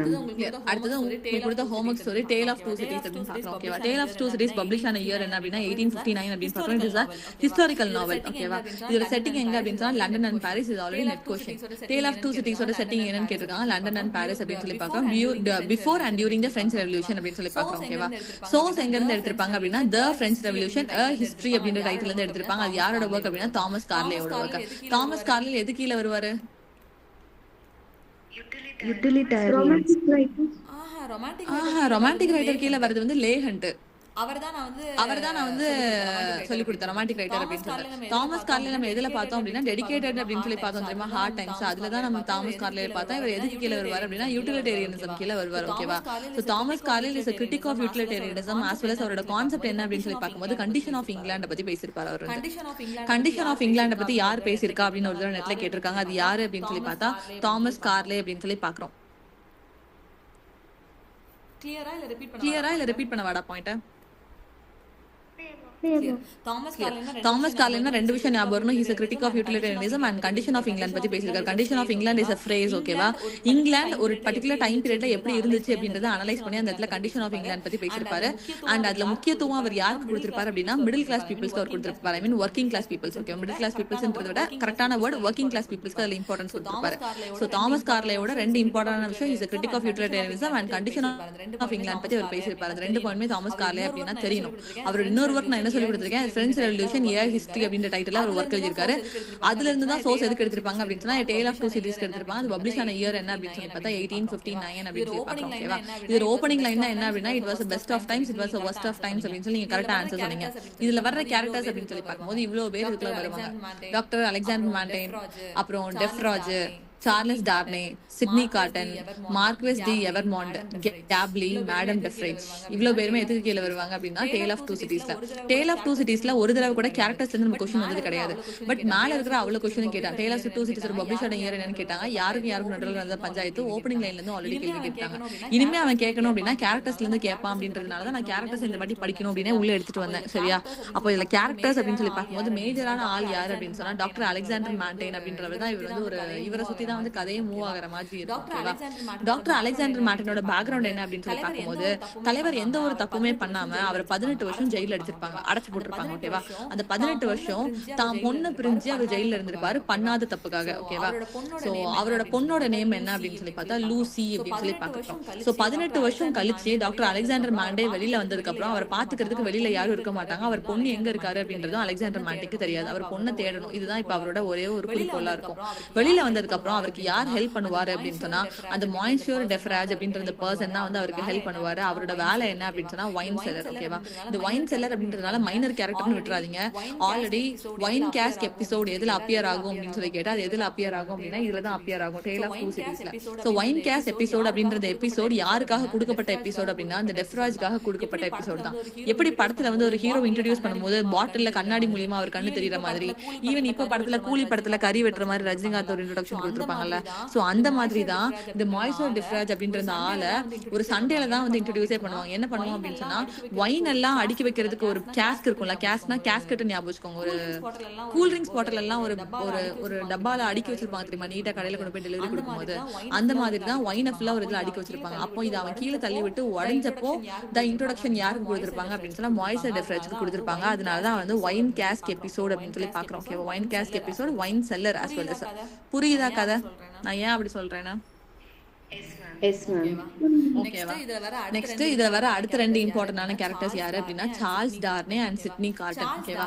சார்ல்ஸ் டார்னே பத்தி பார்க்கணும் அப்படின்னு சொன்னா he's a young French man அப்படின்னு சொல்லி பார்க்கணும். ஓகே, இவன் நல்ல மனுஷன் தான், இவன் மேல எந்த ஒரு தப்பும் இருக்காது, இவன் தப்பும் எதுவும் பண்ண மாட்டான். பட் ஃபியூச்சர் டைம்ல என்ன ஆயிரும் அப்படின்னு சொன்னா இவன் மேல ஒரு அக்யூசேஷன் வரும். என்ன அப்படின்னு சொன்னா இவன் வந்து பக்கத்து நாட்டுக்கு ஒரு ட்ரைட்டராகவும் ஸ்பையாவும் இருக்கான். இவன் நம்ம நாட்டுக்கு அவன் ட்ரைட்டரா இருக்கான், அடுத்த நாட்டுக்கு அவன் வந்து நம்மளுக்கு ஸ்பையாவும் கோல்ல உட்காந்துட்டு இருக்கான். இவன் நமக்கு வந்து நல்லது பண்ணவே வரவே இல்லை, துரோகம் பண்றான் அப்படின்னு சொல்லிட்டு சார்ல்ஸ் டார்னே மேல ஒரு அக்யூசேஷன் வந்து வரும். ஓகேவா? அது ஃபியூச்சர்ல வரும். பட் ஸ்டார்டிங் அவனை பத்தி சொல்லணும், is a young French man, ரொம்ப நல்லவன் அப்படின்னு மட்டும் பாக்குறோம். ஓகேவா? Next Sydney garden. Sydney garden பத்தி பார்க்கணும் அப்படின்னு சொன்னா ஹீஸ் அ அட்வொகேட். ஓகேவா? அட்வொகேட் அண்ட் எனக்கு ரொம்ப சுள்ளுன்னு கோவம் வந்துட்டே இருக்கும். யாருக்கு அப்படின்னு சொன்னா சிட்னி கார்டனுக்கு கோவம் வந்துட்டே இருக்கும். இவங்க ரெண்டு பேருக்கும் காமனா இருக்கிற ஒரே ஒரு விஷயம் அப்படின்னு சொல்லி பார்த்தா சார்ல்ஸ் டார்னேயும் சரி சிட்னி கார்டனும் சரி யாரை லவ் பண்ணுவாங்க அப்படின்னா லூசியை வந்து லவ் பண்ணுவாங்க. லூசி யாரு? Daughter of doctor of Alexander Manette அப்படின்னு சொல்லி பாக்குறோம். அவங்க தான் லூசி. ஓகே, ஐ மீன் லூசியோட அப்பா தான் டாக்டர் அலெக்சாண்டர் மேண்டே அப்படின்னு சொல்லி பாக்குறோம். சோ இவங்க ரெண்டு பேருக்கும் காமனான ஒரே விஷயம் என்ன அப்படின்னா ரெண்டு பேருமே லூசி அப்படின்ற கேர்ள் வந்து லவ் பண்ணுவாங்க. பட் லூசி வந்து யாரை மேரேஜ் பண்ணிப்பா அப்படின்றது முக்கியமான பாயிண்ட். யாரு அப்படின்னு சொன்னா சார்ல்ஸ் டார்னே தான் மேரேஜ் பண்ணிப்பா. Charles Darnay is young French man பார்த்தோம்ல, அவங்களதான் வந்து அவ வந்து மேரேஜ் பண்ணிப்பா. அவங்க ரெண்டு பேருக்கும் சேர்த்து ஒரு குழந்தையே பறக்கிற மாதிரி கதைக்குள்ள கொடுத்துருப்பாங்க. ஓகேவா? சோ சிட்னி கார்டன் பார்க்கும்போது இஸ் அட்வொகேட் அப்படின்னு சொல்லி பார்த்தோம். ஓகே, சோ இவங்க ரெண்டு பேருக்கு கனெக்ட் ஆகிற ஒரு விஷயம், ரெண்டு பேரும் ஒரே பொண்ணை லவ் பண்ணாங்க, அதுல ரெண்டு பேரும் கனெக்ட் ஆகுறாங்க. இன்னொரு விஷயம் என்ன நடந்திருக்கும் அப்படின்னு சொன்னா சார்ல்ஸ் டார்னே வந்து ஒரு பிரச்சனையில மாட்டிருப்பான் பிரெஞ்சு ரெவல்யூஷன் ரிலேட்டடா. அப்போ சிட்னி கார்டன் போய் அவனை காப்பாத்தி விட்டுட்டு இவன் உள்ள போய் உட்காந்துக்கிற மாதிரி ஒரு சீன் வந்து வரும். சோ அதுல வந்து இவங்க ரெண்டு பேரும் கனெக்ட் ஆகிற மாதிரி இருக்கும். ஏன் அப்படி எப்படி மாத்தி விட முடியும்? ரெண்டு பேரும் வேற ஆள் தானே அப்படின்னு சொல்லி கேட்டீங்கன்னா ரெண்டு பேரும் வேற ஆள் தான். ஆனா கதையில ரெண்டு பேருமே ஐடென்டிக்கலா இருப்பாங்க, ஒரே மாதிரி இருப்பாங்க. அப்போ ஒரே மாதிரி யாருக்கு பதிலா யாரு உள்ள இருக்கா அப்படின்றது போலீஸ்க்கு தெரியாதுல்ல. அந்த மாதிரி சார்ல்ஸ் டார்னே வந்து லூசி கூட ரிமைனிங் இருக்கிற லைஃப் அவன் சந்தோஷமா வாழணும் அப்படின்றதுக்காக லூசிக்காகவே அவன் என்ன பண்ணுவான் அப்படின்னா சார்ல்ஸ் டார்னே மாட்டின பிரச்சனையில இருந்து சிட்னி கார்டன் அவனுக்கு பதிலா உள்ள போய் உட்காந்துக்கிற மாதிரி ஒரு சிச்சுவேஷன் நமக்கு காட்டுவாங்க. புரியுதா? அது என்ன பிரச்சனை நான் கீழே சொல்றேன். புரியுதா இப்போ? புரியுதுல்ல? அடுத்தது வர்றது மூணு கேரக்டர்ஸ். மூணு கேரக்டர்ல ஃபர்ஸ்ட் யாரு அப்படின்னா மார்க்கஸ் சென்ட் எவர்மாண்ட் அப்படின்னு ஒரு கேரக்டர். இவன் வந்து கொஞ்சம் கெட்டவனா நமக்கு கதையில காமிச்சிருப்பாங்க. Is a French aristocrat. ஓகேவா? இவன் யாரு அப்படின்னு சொன்னா டார்னேயோட அங்கிள். டார்னேனா இந்த இருக்கால சார்ல்ஸ் டார்னே, நம்ம ஹீரோயினை கல்யாணம் பண்ணிக்கிட்டால அவனோட அங்கிள் தான் யாரு அப்படின்னா அந்த மார்க்கஸ் சென்ட் எவர்மாண்ட் அப்படின்னு சொல்லி பாக்குறான். இவன் வந்து ஒரு French aristocrat. aristocratனா நிறைய காசு இருக்கு அப்படின்னு தெரியும்ல. நிறைய காசு இருக்கிற கொழுப்புல இவன் என்ன பண்ணுவான் அப்படின்னு சொன்னா ஒரு தடவை கேரேஜ்ல குதிரை வச்சுட்டு ஓட்டிட்டு வருவாங்க தெரியுமா, அந்த கேரேஜ்ல பயங்கரமா குடிச்சிருப்பாங்க. வந்து குடிச்சிட்டு இந்த ரோட்டோரமா கஷ்டப்படுறவங்க எல்லாம் படுத்து தூங்குவாங்கல்ல, அங்க போய் அந்த கேரேஜ் விட்டுருவான். அந்த கேரேஜ்ல ஒரு குழந்தை வந்து இறந்து போயிடும். அது யாரோட குழந்தை அப்படின்னா கேஸ்பர்ட் அப்படின்ற அந்த குழந்தைய இவனோட குழந்தை வந்து இறந்து போயிடும். ஓகேவா? கேஸ்பர்டோட குழந்தை அந்த தெருவோரமா படுத்து தூங்கிட்டு இருக்கும். இவன் குடிச்சிட்டு அந்த கேரேஜ் ஓட்டிட்டு வந்ததுனால அந்த குழந்தை மேல அந்த வண்டி ஏறினதுனால அந்த குழந்தை இறந்து போயிடும். அது யாரோட குழந்தை அப்படின்னா கேஸ்பர்டோட குழந்தை. இப்ப குழந்தை இறந்து போயிடுச்சு அப்படின்னா இவன் ரொம்ப சாரியா ஃபீல் பண்ணியிருந்திருக்கணும், இல்ல அழுது இருந்திருக்கணும், இல்ல என்ன பண்ணுமோ அதை பண்ணி இருந்திருக்கணும். ஓகேவா? அந்த குழந்தைய ஹாஸ்பிட்டல் கூட்டிட்டு போறது என்னதான் பண்ணிருக்கணும். இவன் என்ன பண்ணுவான் அப்படின்னா அவன்கிட்ட நிறைய காசு இருக்குல்ல, காயினை வந்து டாஸ் பண்ணிட்டு அவன் கிட்ட இருக்கிற கோல்ட் காயின்ஸ் வந்து டாஸ் பண்ணிட்டு இந்த அவனுக்கு இதானே வேணும், இது உனக்கு போதும் இல்ல அப்படின்ற மாதிரி அவன் மூஞ்சில வந்து காசு எரிஞ்சிட்டு யார் போயிருப்பா அப்படின்னா மார்க்கஸ் அண்ட் எவர்மாண்ட் வந்து போயிருப்பான். சோ இந்த மாதிரி ஒரு வெல்னஸ் கேரக்டரா தான் இவன் வந்து ப்ரொஜெக்ட் பண்ணிருப்பாங்க. யார்கிட்ட யாரோட குழந்தைய அவன் சொல்லிட்டா கேஸ்பர்ட் வந்து கொண்டிருப்பான். கேஸ்பர்டோட குழந்தைய வந்து அவன் கொண்டிருப்பான். சரியா? அடுத்த கேரக்டர் யாரு அப்படின்னா கேபலி. கேபலி யாரு அப்படின்னு சொன்னா டார்னேயும் லூசியும் கல்யாணம் பண்ணிப்பாங்க. அவங்களுக்கு ஒரு குழந்தையும் பிறந்துச்சு அப்படின்னு சொன்னாங்க, கேர்ள் பேபியும். சோ அவங்க ரெண்டு பேரும் ஜாலியா தான் வாழ்ந்துட்டு இருப்பாங்க. ஓகேவா? அப்போ டார்னேயோட ஸ்டீவர்ட் ரொம்ப பிடிச்ச ஒரு ஸ்டீவர்ட்னா கூட வேலை பார்க்கறவன். ஓகேவா? அவனோட நேம் தான் கேப்லே. கேப்லே வந்து என்ன பண்ணிருப்பான் அப்படின்னா பிரெஞ்சு ரெவல்யூஷன் நடந்துட்டு இருக்கும் போது பிரான்ஸ்ல அரெஸ்ட் ஆயிருப்பான். ஒரு பிரச்சனை இல்லை, அவன் மேல தப்பு இருந்திருக்காது. பட் அன்பார்ச்சுனேட்டா அவன் வந்து அரெஸ்ட் பண்ணி போட்டுருப்பாங்க. அவனை நான் காப்பாத்த போறேன் அப்படின்னு சொல்லிட்டு டார்னே லூசியும் அவனோட குழந்தையும் விட்டுட்டு ரிட்டர்ன் ஊருக்கு பிரான்ஸுக்கு வந்திருப்பான். ஓகேவா? அப்போ கேபலை காப்பாத்த போறேன் அப்படின்றதுல அவன் வந்து என்ன பண்ணிடுவான் அப்படின்னா அவனுக்கு ஜெயில போட்டுருவாங்க, சேர்த்து டார்னேயும் சேர்த்து. அப்ப டார்னேயும் ஜெயிலுக்குள்ள இருப்பான், கேபலையும் ஜெயிலுக்குள்ள இருப்பான். யாரை விட்டுட்டு லூசியும் குழந்தையும் அந்த பக்கமா விட்டுட்டு ஆல்ரெடி பிரெஞ்சு ரெவல்யூஷன் அப்படின்றதுனால மக்கள் எல்லாம் மாத்தி அடிச்சுட்டு பயங்கர சண்டையா இருக்கும். அந்த சண்டைக்குள்ள லூசியாலையும் சரி குழந்தையாலையும் சரி அங்க நீங்க ரிட்டர்னும் வர முடியாது. டார்னே உள்ள மாட்டிக்கிட்டான் அப்படின்ற விஷயமும் யாருக்கும் தெரியாது. அப்போ டார்னே இந்த ஜெயிலுக்குள்ள இருந்து யார் காப்பாத்துவா அப்படின்னு சொன்னா அட்வொகேட் தான் யாரு சிட்னி கார்டன் வந்து காப்பாத்துவான். ஏன்னா ரெண்டு பேரும் ஒரே மாதிரி இருக்கிறதுனால ஜெயிலுக்குள்ள சிட்னி கார்டன் போய்ப்பான். யாரை வெளியில விட்டுருவான் அப்படின்னா சார்ல்ஸ் டார்னே வெளியில விட்டுருவான். சார்ல்ஸ் டார்னே திருப்பி போய் அவன் ஃபேமிலியோட ஜாயின் ஆகிற மாதிரி இருக்கும். ஓகேவா? சோ இது one side of the story நடந்துட்டு இருக்கு. இது நடுவுல வர மைனர் கேரக்டர்ஸ் தான் யாரு அப்படின்னா மார்க்கஸ் அண்ட் எவர்மாண்ட் ஒன்னு, அவனோட பிரெஞ்சு அரிஸ்டோக்ராட், அவனோட பணக்கார திமிர காட்டுற மாதிரி கதையில கொடுத்திருப்பாங்க. அடுத்தது யாரு அப்படின்னா மேடம் டிஃப்ரேஜ் ஒரு மேஜரான கேரக்டர். ஏன் அப்படின்னு சொன்னா டார்னேயோட ஃபேமிலில யாருமே உயிரோட இருக்க கூடாது. அரிஸ்டோக்ராட்ஸ்க்கு ஒரு ஹெட் வெயிட் வந்து ஹைட் வெயிட்டை நான் மொத்தமா அழிப்பேன் அப்படின்னு சொல்லி கங்கணம் கட்டிட்டு சுத்துறது யாரு அப்படின்னு சொன்னா மேடம் டிஃப்ரேஜ். மேடம் டிஃப்ரேஜ் எதுக்கு ரிவெஞ்ச் எடுத்தே ஆகணும் டார்னி ஃபேமிலி மேல, அரிஸ்டோகிராட்ஸ் மேல அப்படின்னு சொன்னா, மேடம் டிஃப்ரேஜுக்கு ஒரு ஃபேமிலி இருந்திருக்கும் முதல்ல. ஓகேவா? அந்த ஃபேமிலில அவங்களுக்கு ஒரு தங்கச்சி இருந்திருக்கும், ஒரு பிரதர் இருந்திருக்கும். அதை எல்லாத்தையுமே யார் கொலை பண்ணிருப்பா அப்படின்னு சொன்னா அந்த மார்க்கஸ் அண்ட் எவர்மோர் வந்து கொலை பண்ணிருப்பான். ஏன் அப்படின்னு சொன்னா அவங்கள செடியூஸ் பண்ணிட்டு மேடம் டிஃப்ரேஜையும் அவங்களோட சிஸ்டரையும் மொலஸ்ட் பண்ணிட்டு இல்ல செடியூஸ் பண்ணிட்டு அவங்க பிரதரையும் கொண்டுட்டு கிட்டத்தட்ட ஒரு என்டையர் ஃபேமிலியே யார் அழிச்சிருப்பா அப்படின்னா அந்த அரிஸ்டோகிராட்டிக் ஃபேமிலி டார்னியோட ஃபேமிலில இருக்க ஒருத்தர் வந்து அழிச்சிருப்பான். அதனால மேடம் டிஃப்ரேஜ் என்ன பண்ணுவாங்க அப்படின்னா நான் இதுக்கு ரிவெஞ்ச் எடுத்தே தீருவேன் அப்படின்னு சொல்லி சுத்திட்டு இருப்பாங்க. சோ இப்படிதான் கேரக்டர்ஸ் எல்லாம் ஒவ்வொரு சைடுல பிளாட்டை வந்து நமக்கு கொடுத்திருப்பாரு. ஒரு சைடு அப்பா வந்து பொண்ணை தேடிட்டு இருக்காரு, அலெக்சாண்டர் மேண்டே வந்து லூசி தேடிட்டு இருக்காரு. இன்னொரு பக்கம் ரெண்டு பேரும் ஐடென்டிக்கலா இருக்காங்க, ஒன்னு வந்து டார்னையும் இன்னொருத்த சிட்னி காட்டனும். இன்னொரு பக்கம் மார்க்கஸ் அண்ட் எவர்மோர் ரெண்டு பக்கம் பிரச்சனை எழுதி வச்சிருக்காங்க. ஒன்னு கேபிலே கிட்ட, ஒன்னு வந்து அந்த கேஸ்பர்ட் கிட்ட, இன்னொருத்தர் வந்து மேடம் டிஃப்ரேஜ் கிட்ட அப்படின்னு சொல்லி. அப்ப 3 ஸ்டோரி அந்த பக்கம் இந்த பக்கம் சொல்லி நடந்துட்டு இருக்கும். இப்ப கதை புரியுதா? Yes ma'am. ஓகேவா? சோ இதுதான் வந்து எதோட ஸ்டோரி அப்படின்னு சொல்லி பார்த்தோம் அப்படின்னா இதோட story A Tale of Two Cities ஓட ஸ்டோரி அப்படின்னு பாக்குறோம். கிளியர்? Clear ma'am. நாளைக்கு ஹோம்வொர்க் ஸ்டோரி என்ன அப்படின்னு சொல்லி பார்த்தா கிரேட் எக்ஸ்பெக்டேஷன் 1862 பப்ளிகேஷன். ஓகேவா? அதோட டிக்கன்ஸ் முடிஞ்சிருவாரு நமக்கு. Great expectation 1862. மேஜரான ரைட்டர்ஸ் யார் யாருக்கு சம்மேஷன் தெரியுமோ அது எல்லாத்தையும் நான் முதல்ல கம்ப்ளீட் பண்ணிட்டு வரேன். எதுக்குன்னா கேரக்டர்ஸ் கிளியரா இருக்கணும் அப்படின்ற ஒரே ஒரு ரீசன்காக மட்டும் தான். இது வரைக்கும் கம்ப்ளீட் பண்ண ரைட்டர்ஸ் யாரெல்லாம் சொல்லுங்க ஃபர்ஸ்ட்ல இருந்து. ஃபர்ஸ்ட் யாரோ ஹோம்வொர்க் ஸ்டோரி கொடுத்தா உங்களுக்கு கிளாஸ் ஸ்டார்ட் ஆன புதுசுல? Jane Austen. அதுக்கப்புறம் ஜார்ஜ் எலியட். அதுக்கப்புறம் நம்ம யாரை பார்த்தோம்? Girls Brontë sisters. அதுக்கப்புறம் லாஸ்ட் டிக்கன்ஸ். ஓகேவா? இவ்ளோ பேரை நம்ம கம்ப்ளீட் பண்ணிருக்கோம். இவ்ளோ பேரோட chronological order, publication year, characters, protagonist, antagonist, setting இதுல இருந்து கண்டிப்பா क्वेश्चन இருக்கும். சரியா? அதனால be thorough with these 5 authors. Victorian ஏஜ்ல இவங்க மேஜரான ரைட்டர்ஸ். இதுக்கு அப்புறம் மேஜரான ரைட்டர்ஸ் அப்படினா early romantic writers, late romantic writers, அப்புறம் Robert browning, Alfred lot Denison. இவங்க 5 பேர் தான் அடுத்த ஃபோக்கஸ். ஐ மீன் கிட்டத்தட்ட ஒரு 9 பேர் வருவாங்க. சரி, அந்த 9 பேர் தான் அடுத்த ஃபோக்கஸா இருக்கும். கிளியர் தானே? Yes ma'am. சோ இப்போ நெக்ஸ்ட் நம்ம என்ன கண்டினியூ பண்ண போறோம் அப்படினா மில்டன். சோ மில்டன் வந்து எந்த இயர்ல born ஆயிருப்பாரு? ஸ்கிரீன் கிளியர் தானடா? Yes ma'am. சோ மில்டன் வந்து எந்த இயர்ல born ஆயிருப்பாரு அப்படின்னு சொன்னா 1608 ல born ஆயிருப்பாரு. 74 ல டிமைஸ் ஆயிருப்பாரு அப்படின்னு சொல்லி பார்க்கலாம். ஓகேவா? எல்லாரும் ஒவ்வொரு குரூப் கீழ நான் வந்து சொல்லி கொடுத்திருப்பேன். குரூப் அப்படின்னு சொன்னா இப்போ PRB அப்படின்னு சொல்லி பார்த்தோம். PRB கீழ நான் யாரை சொல்லி கொடுத்திருக்கேன்? PRB னா என்ன ஃபர்ஸ்ட்? ப்ரீ-ராஃபைட் பிரதர்ஹுட். பப்ளிஷ் ஆன இயர், சாரி ஸ்டார்ட் பண்ண இயர்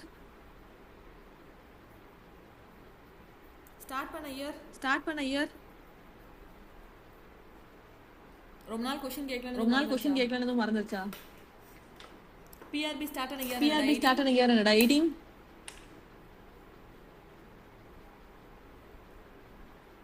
1848. ஓகேவா? பக்கத்துலயே ஸ்கிரிபிள் பண்ணிக்கோங்க. அகைன் PRB ஸ்டார்ட் ஆன இயர் வந்து 1848ல தான் PRB வந்து ஸ்டார்ட் ஆயிருக்கும் அப்படின்னு சொல்லி பாக்குறோம். அதுல வர்ற ரைட்டர் அப்படின்னு சொல்லி பாக்கும்போது யாரை பாத்துருக்கோம் நம்ம? டிஜி ரோசெட்டி அப்படின்னு சொல்லி பார்த்தோம். ஓகேவா? அதே மாதிரி டிரான்சென்டலிசம் அப்படின்ற மூவ்மெண்ட்ல நம்ம யாரை பார்த்திருக்கோம்? டிரான்சென்டலிஸ்ட் மூவ்மெண்ட் வால்ட் விட்மேன் பார்த்திருக்கோம். ஓகேவா? அப்புறம் நம்ம டிஎஸ் எலியட்டும் இன்னொருத்தரும் வருவார்ல, அவர் யாரு? அர்தர் சைமன்ஸ். அவங்க 2 பேரும் எதுல வருவாங்க?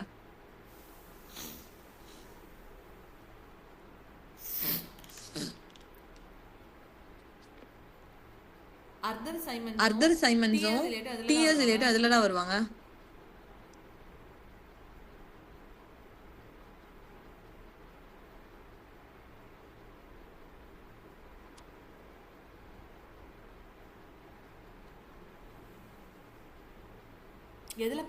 எதுல பார்த்தோனே ஞாபகம் இல்லையா? இந்தியன் ரைடர் பார்க்கும்போது நான் சொல்லி கொடுத்தேன் அர்தர் சைமன்ஸ. சரோஜினி நாயுட ஒரு ஒர்க்கை வந்து பார்த்து புகழ்ந்தாங்க அப்படின்னு சொல்லி பார்க்கும்போது ஒரு மூவ்மெண்ட் சொல்லி கொடுத்தேன்.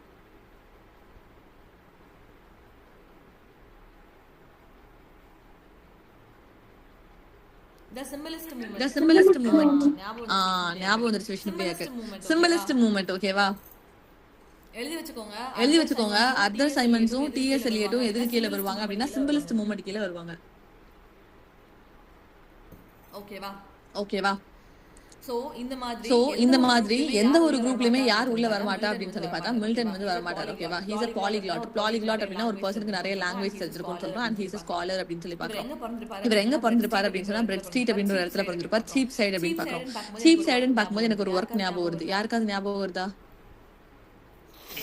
A chaste maid cheap side. அந்த chaste maid in Cheapside யாரோட ஒர்க் அது? City comedy by Middleton. City comedy by Thomas Middleton அப்படின்னு சொல்லி பார்த்தோம். ஓகேவா? சீப் சைடு அப்படின்ற டைட்டில் பார்க்கும்போது இவர் எதை பிலீவ் பண்ணுவார் அப்படின்னா ப்ரொட்டஸ்டன்ட் வியூ. ப்ரொட்டஸ்டன்ட்னா என்னது? ஃபர்ஸ்ட் ஆஃப் ஆல் ப்ரொட்டஸ்டன்ட்னா யாருன்னா No middleman. No need middleman. பைபிளுக்கும் கடவுளுக்கும் நடுவுல நீ வர வேணாம், எங்களுக்கு யாரும் தேவையில்ல, நாங்களே அதை டிரான்ஸ்லேட் பண்ணிக்கிறோம், நாங்களே அதை பாத்துக்கிறோம் அப்படின்னு சொல்ற ஆட்கள் தான் யாரு அப்படின்னு சொல்லி பார்த்தா ப்ரொட்டஸ்டன்ட் அப்படின்னு சொல்லி பார்த்தோம். இவர் எங்க முடிச்சிருப்பாரு அப்படின்னா சென்ட் பால் ஸ்கூல்ல கம்ப்ளீட் பண்ணிருப்பாரு. கிரைஸ்ட் காலேஜ் கேம்பஸ்ல தான் இருந்து முடிச்சிருப்பாரு. ஓகேவா? சோ இவரை என்னன்னு கூப்பிடுவாங்கன்னா லேடி ஆஃப் கிரைஸ்ட்னு கூப்பிடுவாங்க. எதுக்கு அப்படின்னா அவர் கொஞ்சம் கேர்ள் மாதிரி இருப்பாரு. அவருக்கு லாங் ஹேர் இருக்கும், அதையும் நல்லா கேர்ள் பண்ணி விட்டுருப்பாரு. அவரோட இமேஜ் பாத்தீங்கன்னா தெரியும். அதனால அவர் வந்து லேடி ஆஃப் கிரைஸ்ட் அப்படின்னு சொல்லி அவரோட காலேஜ்குள்ள கூப்பிடுவாங்க. இது ஆல்ரெடி நெட் கொஸ்டின். யார் வந்து லேடி ஆஃப் கிரைஸ்ட்னு கூப்பிடுவாங்க அப்படின்னு சொன்னா மில்டனை தான் கூப்பிடுவாங்க. ஓகேவா? மில்டனோட ஆன் ஷேக்ஸ்பியர் அப்படின்னு சொல்லி நம்ம ஆல்ரெடி பாத்திருக்கோம். அது எதுல பப்ளிஷ் ஆயிருக்கும் அப்படின்னா செகண்ட் ஃபோலியோ, ஷேக்ஸ்பியரோட செகண்ட் ஃபோலியோ 1632ல பப்ளிஷ் ஆயிருக்கும் அப்படின்னு பாக்குறோம். அப்போ ஆன் ஷேக்ஸ்பியர் அப்படின்னு எழுதுனது மில்டன் அப்படின்னு சொன்னா ஆன் மில்டன் யார் எழுதியிருப்பா அப்படின்னு சொன்னா ட்ரைடன் எழுதியிருப்பாரு. புரியுதா பாயிண்ட்? ஆன் ஷேக்ஸ்பியர் அப்படின்னு சொல்லி யார் எழுதுறானா மில்டன். அப்ப ஆன் மில்டன் யார் எழுதுனா அப்படின்னு சொன்னா ட்ரைடன். சரி, அது லைட்டா கன்ஃபியூஸ் ஆகுற மாதிரி தான் இருக்கும். படிக்க வந்துடும். ஆன் ஷேக்ஸ்பியர்னா மில்டன், மில்டன்னா ட்ரைடன் அப்படின்னு சொல்லி பாக்கலாம். ஓகேவா? மில்டன்ஸ் கிராண்ட் ஸ்டைல் அப்படின்னு சொல்லி இது வந்து ஒர்க்கோட டைட்டில், டபுள் கொட்டேஷன்ல போட்டுக்கோங்க. சரியா? மில்டன்ஸ் கிராண்ட் ஸ்டைல் அப்படின்னு சொல்லி யார் ஒர்க் எழுதியிருப்பா அப்படின்னு சொன்னா கிறிஸ்டோபர் ரிக்ஸ் அப்படின்னு ஒருத்தர் எழுதியிருப்பாரு. 1967 இந்த ஒர்க் வந்து பப்ளிஷ் ஆயிருக்கும் அப்படின்னு பாக்குறோம். இந்த கிராண்ட் ஸ்டைல் அப்படின்ற இந்த டேர்மே ஃபர்ஸ்ட் யார் யூஸ் பண்ணிருப்பா அப்படின்னா மேத்யூ ஆர்னால்ட். மேத்யூ ஆர்னால்ட்ல உங்களுக்கு தெரிஞ்சது என்னது? இன்னொரு மெத்தட் ஒன்னு சொல்லி கொடுத்தல, அது என்னதுடா? டச்ஸ்டோன் மெத்தட் அப்படின்னு சொல்லி மேத்யூ ஆர்னால்ட் பார்த்தோம். தெரியல அப்படின்னா மேத்யூ ஆர்னால்ட் பக்கத்துலயே காலேஜ் ஜிப்சி அப்படின்னு ஒரு ஒர்க் போட்டுக்கோங்க. as well as touchstone method அப்படின்றது மேத்யூ ஆர்னால்டோடதுன்னு எழுதி வச்சுக்கோங்க. சரியா? இப்ப மில்டன் எங்க இருந்து அவரோட ரைட்டிங்ஸ் ஸ்டார்ட் பண்ணாரு அப்படின்னு சொல்லி பார்க்கும்போது அவரோட ஃபார்மல் போம்ஸ்ல இருந்து அவர் ஸ்டார்ட் பண்ணிருப்பாரு. ஃபர்ஸ்ட் அவர் எதை எழுதியிருப்பாரு அப்படின்னா ode on the death of the fair child dying of a cough அப்படின்னு சொல்லி எழுதியிருப்பாரு. இதே மாதிரி elegy written in a country church யார் ஒர்க் எழுதியிருப்பா? What is the publication year? What is the publication year of Thomas Gray's Elegy Written in a Country Churchyard? 1751. சரியா? எலிஜி written in a country churchyard publish ஆன year என்ன அப்படின்னு சொன்னா 1751ல publish ஆயிருக்கும். It's a work by Thomas Gray அப்படின்னு சொல்லி பார்க்கறோம். ஓகேவா? So getting back to earliest formal poems by Milton. Ode on the death of the fat child dying of a cough அப்படின்னு ஒரு ஒர்க் எழுதியிருப்பாரு. 1628ல இந்த ஒர்க் வந்து பப்ளிஷ் ஆயிருக்கும் அப்படின்னு சொல்லி பார்க்கறோம். ஓகேவா? நெக்ஸ்ட் நேட்டிவிட்டி ஓட் அப்படின்னு பார்க்கும்போது on the morning of the Christ nativity அப்படின்னு சொல்லி 1629ல எழுதியிருப்பாரு. இந்த morning of the Christ nativity அப்படின்ற அந்த ஒர்க்கு கீழ அவர் என்ன பண்ணி வச்சிருப்பாரு அப்படின்னு சொன்னா கிரைஸ்ட் எப்படி பறந்தாரு, அவரோட கிரூசிஃபிகேஷன் எப்படி இருந்துச்சு அப்படின்றத பத்தி அந்த நேட்டிவிட்டி ஓடுக்குள்ள பேசியிருப்பாரு. அப்போ வெறுமனையா நேட்டிவிட்டி ஓடுன்னு கேட்டாலும் உங்களுக்கு தெரியும் அது மில்டனோடது அப்படின்னு சொல்லிட்டு, இல்ல on the morning of the Christ நேட்டிவிட்டின்னு கேட்டாலும் உங்களுக்கு தெரியும் அது மில்டனோட ஒர்க் அப்படின்னு சொல்லிட்டு. இது ரெண்டுக்கும் இயர் தேவையில்லை, பட் ரெண்டு ஒர்க்கும் மில்டனோடது அப்படின்றது மட்டும் தெரியும். கிளியரா ஓப்பனிங்? நெக்ஸ்ட் அவரோட நரேட்டிவ் ஃபார்ம்ஸ். இது ஆல்ரெடி நெட்ல கேட்டது. ஓகேவா? இல் அலிகரோ அண்ட் இல் பெனசரோன்னு உருவாக்கல் இருப்பாரு. இது பப்ளிஷ் ஆன இயர் என்ன அப்படின்னு க்ரோனாலஜில கேட்டிருந்தாங்க. இது பப்ளிஷ் ஆன இயர் என்ன அப்படின்னு சொன்னா 1635. இந்த இல் அலிகரோ அண்ட் இல் பெனசரோ ரெண்டுமே தனித்தனியான போம்ஸ், பட் ரெண்டுமே என்னன்னு சொல்லுவோம்னா கம்பானியன் போம்ஸ் அப்படின்னு சொல்லுவோம். ஓகேவா? அப்ப இல் அலிகரோல அவர் எதை பத்தி பேசியிருப்பாரு அப்படின்னா ஹாப்பி மேன் பத்தி பேசியிருப்பாரு. இல்ல அலிக்ரோல அவர் எதை பத்தி பேசிருப்பாரு அப்படின்னா ஹாப்பி மேன் பத்தி பேசிருப்பாரு. இல் பெனிசரோல எதை பத்தி பேசிருப்பாருன்னா மெலன்கலி மேனை பத்தி பேசிருப்பாங்க. இது நான் எப்படி படிச்சேன் அப்படின்னு சொன்னா அலிக்ரோல ஏ தான் ஸ்டார்டிங். அப்ப ஆல்பபெட்டிக்கல் ஆர்டர்ல அது ஃபர்ஸ்ட் வந்துருச்சு அப்படின்னு சொல்லி அது ரொம்ப ஹாப்பியா இருந்துச்சு. இல் பெனிசரோல ஸ்டார்டிங் பி எப்படி பார்த்தாலும் நடுவுல எங்கேயோ ஓரமா வரும். அப்ப அதனால அது சோகமா இருந்துச்சு. அதனால அது மெலன்கலிக் மேனை பத்தி பேசும். ஓகேவா? சோ ஹாப்பி மேன் அப்படின்னா இல் அலிகரோ, இல் பெனிசரோ வந்து மெலன்கலிக் மேனை பத்தி பேசும். இந்த ஹாப்பி மேன்ல ஒரு காடோட அப்பியரன்ஸ் வர மாதிரி இருக்கும். அது யாரு அப்படின்னு சொன்னா காடஸ் ஆஃப் மிர்த் அப்படின்னு சொல்லி பாக்குறோம். கிளியரா பாயிண்ட்? இதுல நீங்க படிக்க வேண்டியது இதோட publication year with title. L'Allegro and Il Penseroso it's a companion poem. மில்டனோட கம்பானியன் போம்ஸ் எதுன்னு சொல்லி கேட்டாலும் உங்களுக்கு தெரியும். அது L'Allegro Il Penseroso publish ஆன இயர் 1635 அப்படின்னு சொல்லிட்டு. ஓகேவா? அடுத்தது heart and poems. Heart and போம்ஸ்னா இது டைட்டில் எல்லாம் கிடையாது. ஹார்ட் அப்படின்றது ஒரு நேமோட பிளேஸ். ஓகேவா? அங்க போய் ஒரு 6 வருஷம் தலைவர் தங்கியிருப்பாரு. அங்க வச்சு அவருக்கு தோணுன ஒர்க்ஸ் எல்லாம் எழுதின ஒரு டைட்டில மொத்தமா நம்ம சேர்த்து என்னன்னு கொடுத்துட்டோம் அப்படின்னா ஹார்ட் அண்ட் போம்ஸ் அப்படின்னு அதுக்கு ஒரு டைட்டில் கொடுத்துட்டோம். அப்ப ஹார்ட் அண்ட் போம்ஸ் சொல்லி கேட்டா அப்பான் தி சர்கம்ஸ்டன்ஸ் அப்படின்னு ஒரு ஒர்க் எழுதிருப்பாரு. அப்புறம் அட் தி சாலமன் மியூசிக் ஒரு ஒர்க் எழுதிருப்பாரு. ஆன் டைம் எழுதிருப்பாரு. அப்புறம் ஆர்கேட்ஸ் அண்ட் லிசிடஸ் ரெண்டு ஒர்க் எழுதிருப்பாரு. ஓகேவா? மொத்தமா 5 ஒர்க். இதுல எது மேஜரான ஒர்க்னு கேட்டா ஆர்கேட்ஸ் லிசிடஸ் தான் ரொம்ப ரொம்ப இம்பார்ட்டன்டான ஒர்க். ரிமைனிங் 3 ஒர்க்கும் ஒரு தடவை கூட நெட்ல வந்தது கிடையாது. But you should know the title. Upon the circumstance, at the solemn music, on time. இது எல்லாமே எதுக்கு கீழே வருது அப்படின்னா ஹார்ட் அண்ட் போம்ஸ்க்கு கீழே. ஆர்கேட்ஸ் அண்ட் லிசிடஸும் அதே டைம் பீரியட்ல தான் எழுதிருப்பாரு. ஐ மீன் ஹார்ட் அண்ட்ல வச்சு தான் எழுதிருப்பாரு அப்படின்னு சொல்லி பாக்குறோம். ஓகேவா? இதுல ஆர்கேட்ஸ் அப்படின்னு சொல்லி பார்க்கும்போது அது எதுக்கு கீழே வரும் அப்படின்னா மாஸ்க்கு கீழே வரும். மாஸ்க் அப்படின்னா நம்ம யாரை சொல்லுவோம்? Ben Jonson. Yes, Ben Jonson. அதுல ஸ்டேட் டிசைனர்னா யாரை சொல்வேன் நானு? ஒரு ஆளு.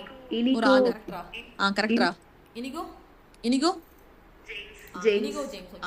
ஜேம்ஸ். ஓகேவா? சோ மாஸ்க் அப்படினாலே பென் ஜான்சன். பென் ஜான்சனுக்கும் யாருக்கும் நடுவுல ஒரு பஞ்சாயத்து நடந்திருக்கும் அப்படின்னு சொல்லி பார்த்தா இனிகோ ஜேம்ஸ்க்கும் பென் ஜான்சன் தான் நடுவுல பஞ்சாயத்து நடந்திருக்கும் அப்படின்னு சொல்லி பாக்குறோம். ஓகேவா? அப்ப ஆர்கேட்ஸ் அப்படின்னு சொல்லி பார்க்கும்போது 1632ல பப்ளிஷ் ஆகும். இது வந்து ஒரு மாஸ்க். ஓகேவா? சோ இதுல யாரை பிரைஸ் பண்ணி எழுதிருப்பாங்க அப்படின்னா ஆலிஸ் ஸ்பென்சர் அப்படின்ற ஒரு கேர்ளை வந்து பிரைஸ் பண்ணி எழுதிருப்பாங்க. இதுல வர மியூசிக் யார் போட்டிருப்பா அப்படின்னா ஹென்ரி லாஸ். பிகாஸ் மாஸ்க் நான் என்ன சொன்னேன், பின்னாடி வெயிட்டா நல்ல செட்டிங்ஸ் எல்லாம் போட்டு வெயிட்டா ஸ்டேஜ் எல்லாம் டிசைன் பண்ணி ஒரு விஷயத்த பண்றாங்க அப்படின்னா அது மாஸ்க்னு பாக்குறோம். அப்ப வெறுமனே செட்டிங்ஸ் எல்லாம் கிராண்டா போட்டா பத்துமா? பத்தாது. பக்கத்துலயே யாராவது மியூசிக் வாசிச்சாதான் நமக்கு நல்லா இருக்கும். அதை ஃபுல் ஆல் ஓவரா நமக்கு பார்க்கும்போது இட் வில் பி குட். அப்போ அந்த டைம் பீரியட்ல ஆர்கேட்ஸ்க்கு யார் மியூசிக் போட்டா அப்படின்னா ஹென்ரி லாஸ் தான்.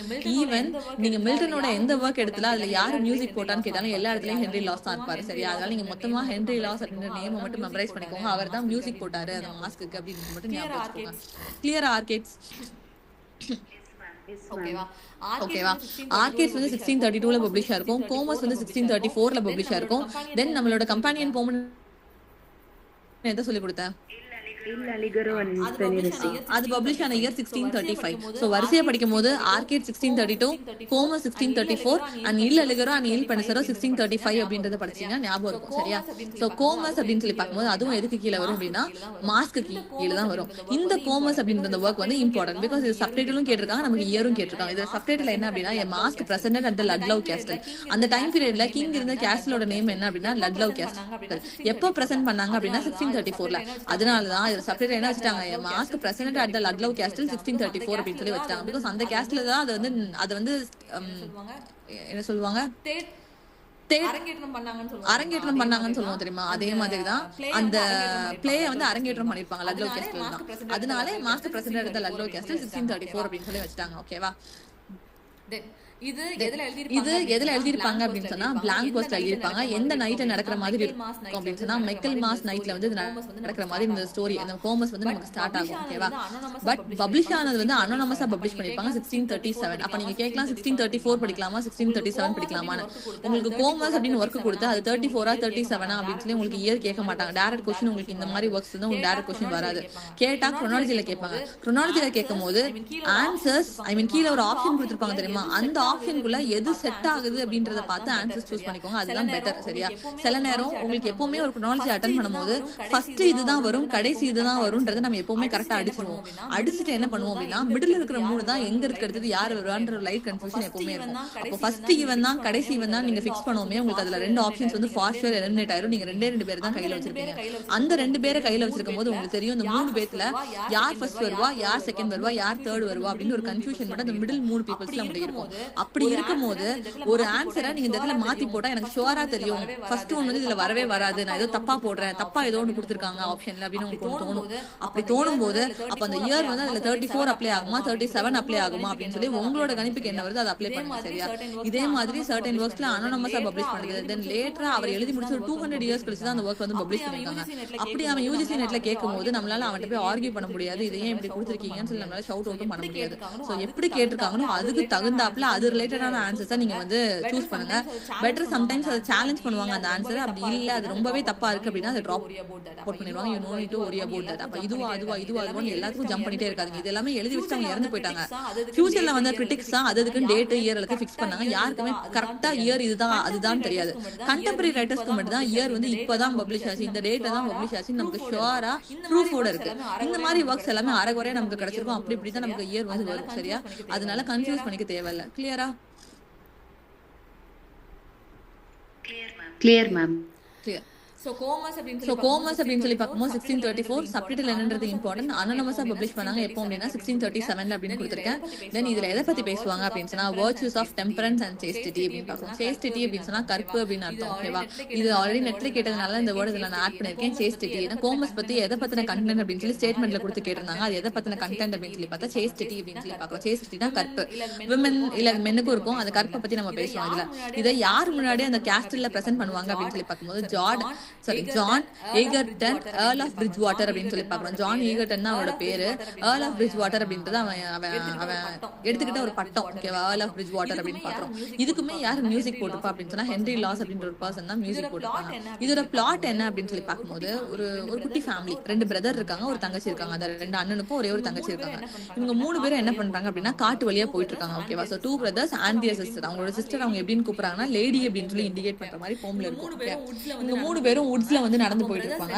அப்போ பிரதர்ஸ் 2 பேரும் என்ன பண்ணிடுவானுங்க அப்படின்னு சொன்னா தங்கச்சி ஒரே நீ இந்த இடத்துல இரு, இங்க இருந்து நீ நவுலாத, நானும் அண்ணனும் போய் அந்த 2 பசங்களும் போய் ஃபுட்டும் வாட்டரும் எங்க இருக்கு அப்படின்றத பார்த்துட்டு நாங்க எடுத்துட்டு வரோம் அப்படின்னு சொல்லிட்டு அந்த லேடி அந்த கேர்ள் வந்து என்ன பண்ணிருப்பாங்க அப்படின்னா அந்த காட்டுல ஒரு ஓரமா நிக்க விட்டுட்டு போயிருந்திருப்பாங்க. ஓகேவா?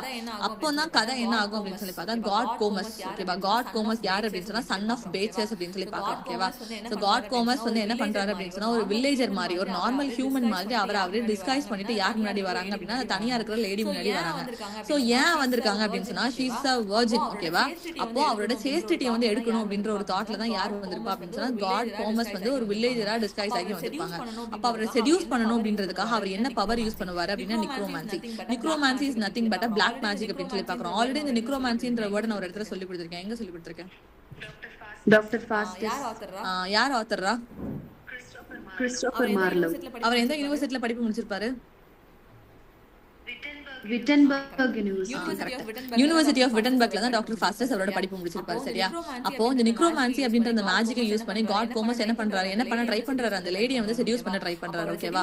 அப்ப அவரை செடியூஸ் பண்ணணும் அப்படின்றதுக்காக அவரை அந்த மேஜிக்கை யூஸ் பண்ணி இந்த படத்துல எல்லாம் காட்டுற மாதிரி ஒரு உடன் சேர்ல அவரோட கை காலெல்லாம் சேர்த்து வச்சு கெட்டி ஒரு சேர்ல இருந்து உட்கார வச்சிருவாங்க. ஓகே? யார் உட்கார வச்சிருக்கா? காட் கோமஸ் வந்து உட்கார வச்சிருக்காரு அந்த லேடியை. ஓகே?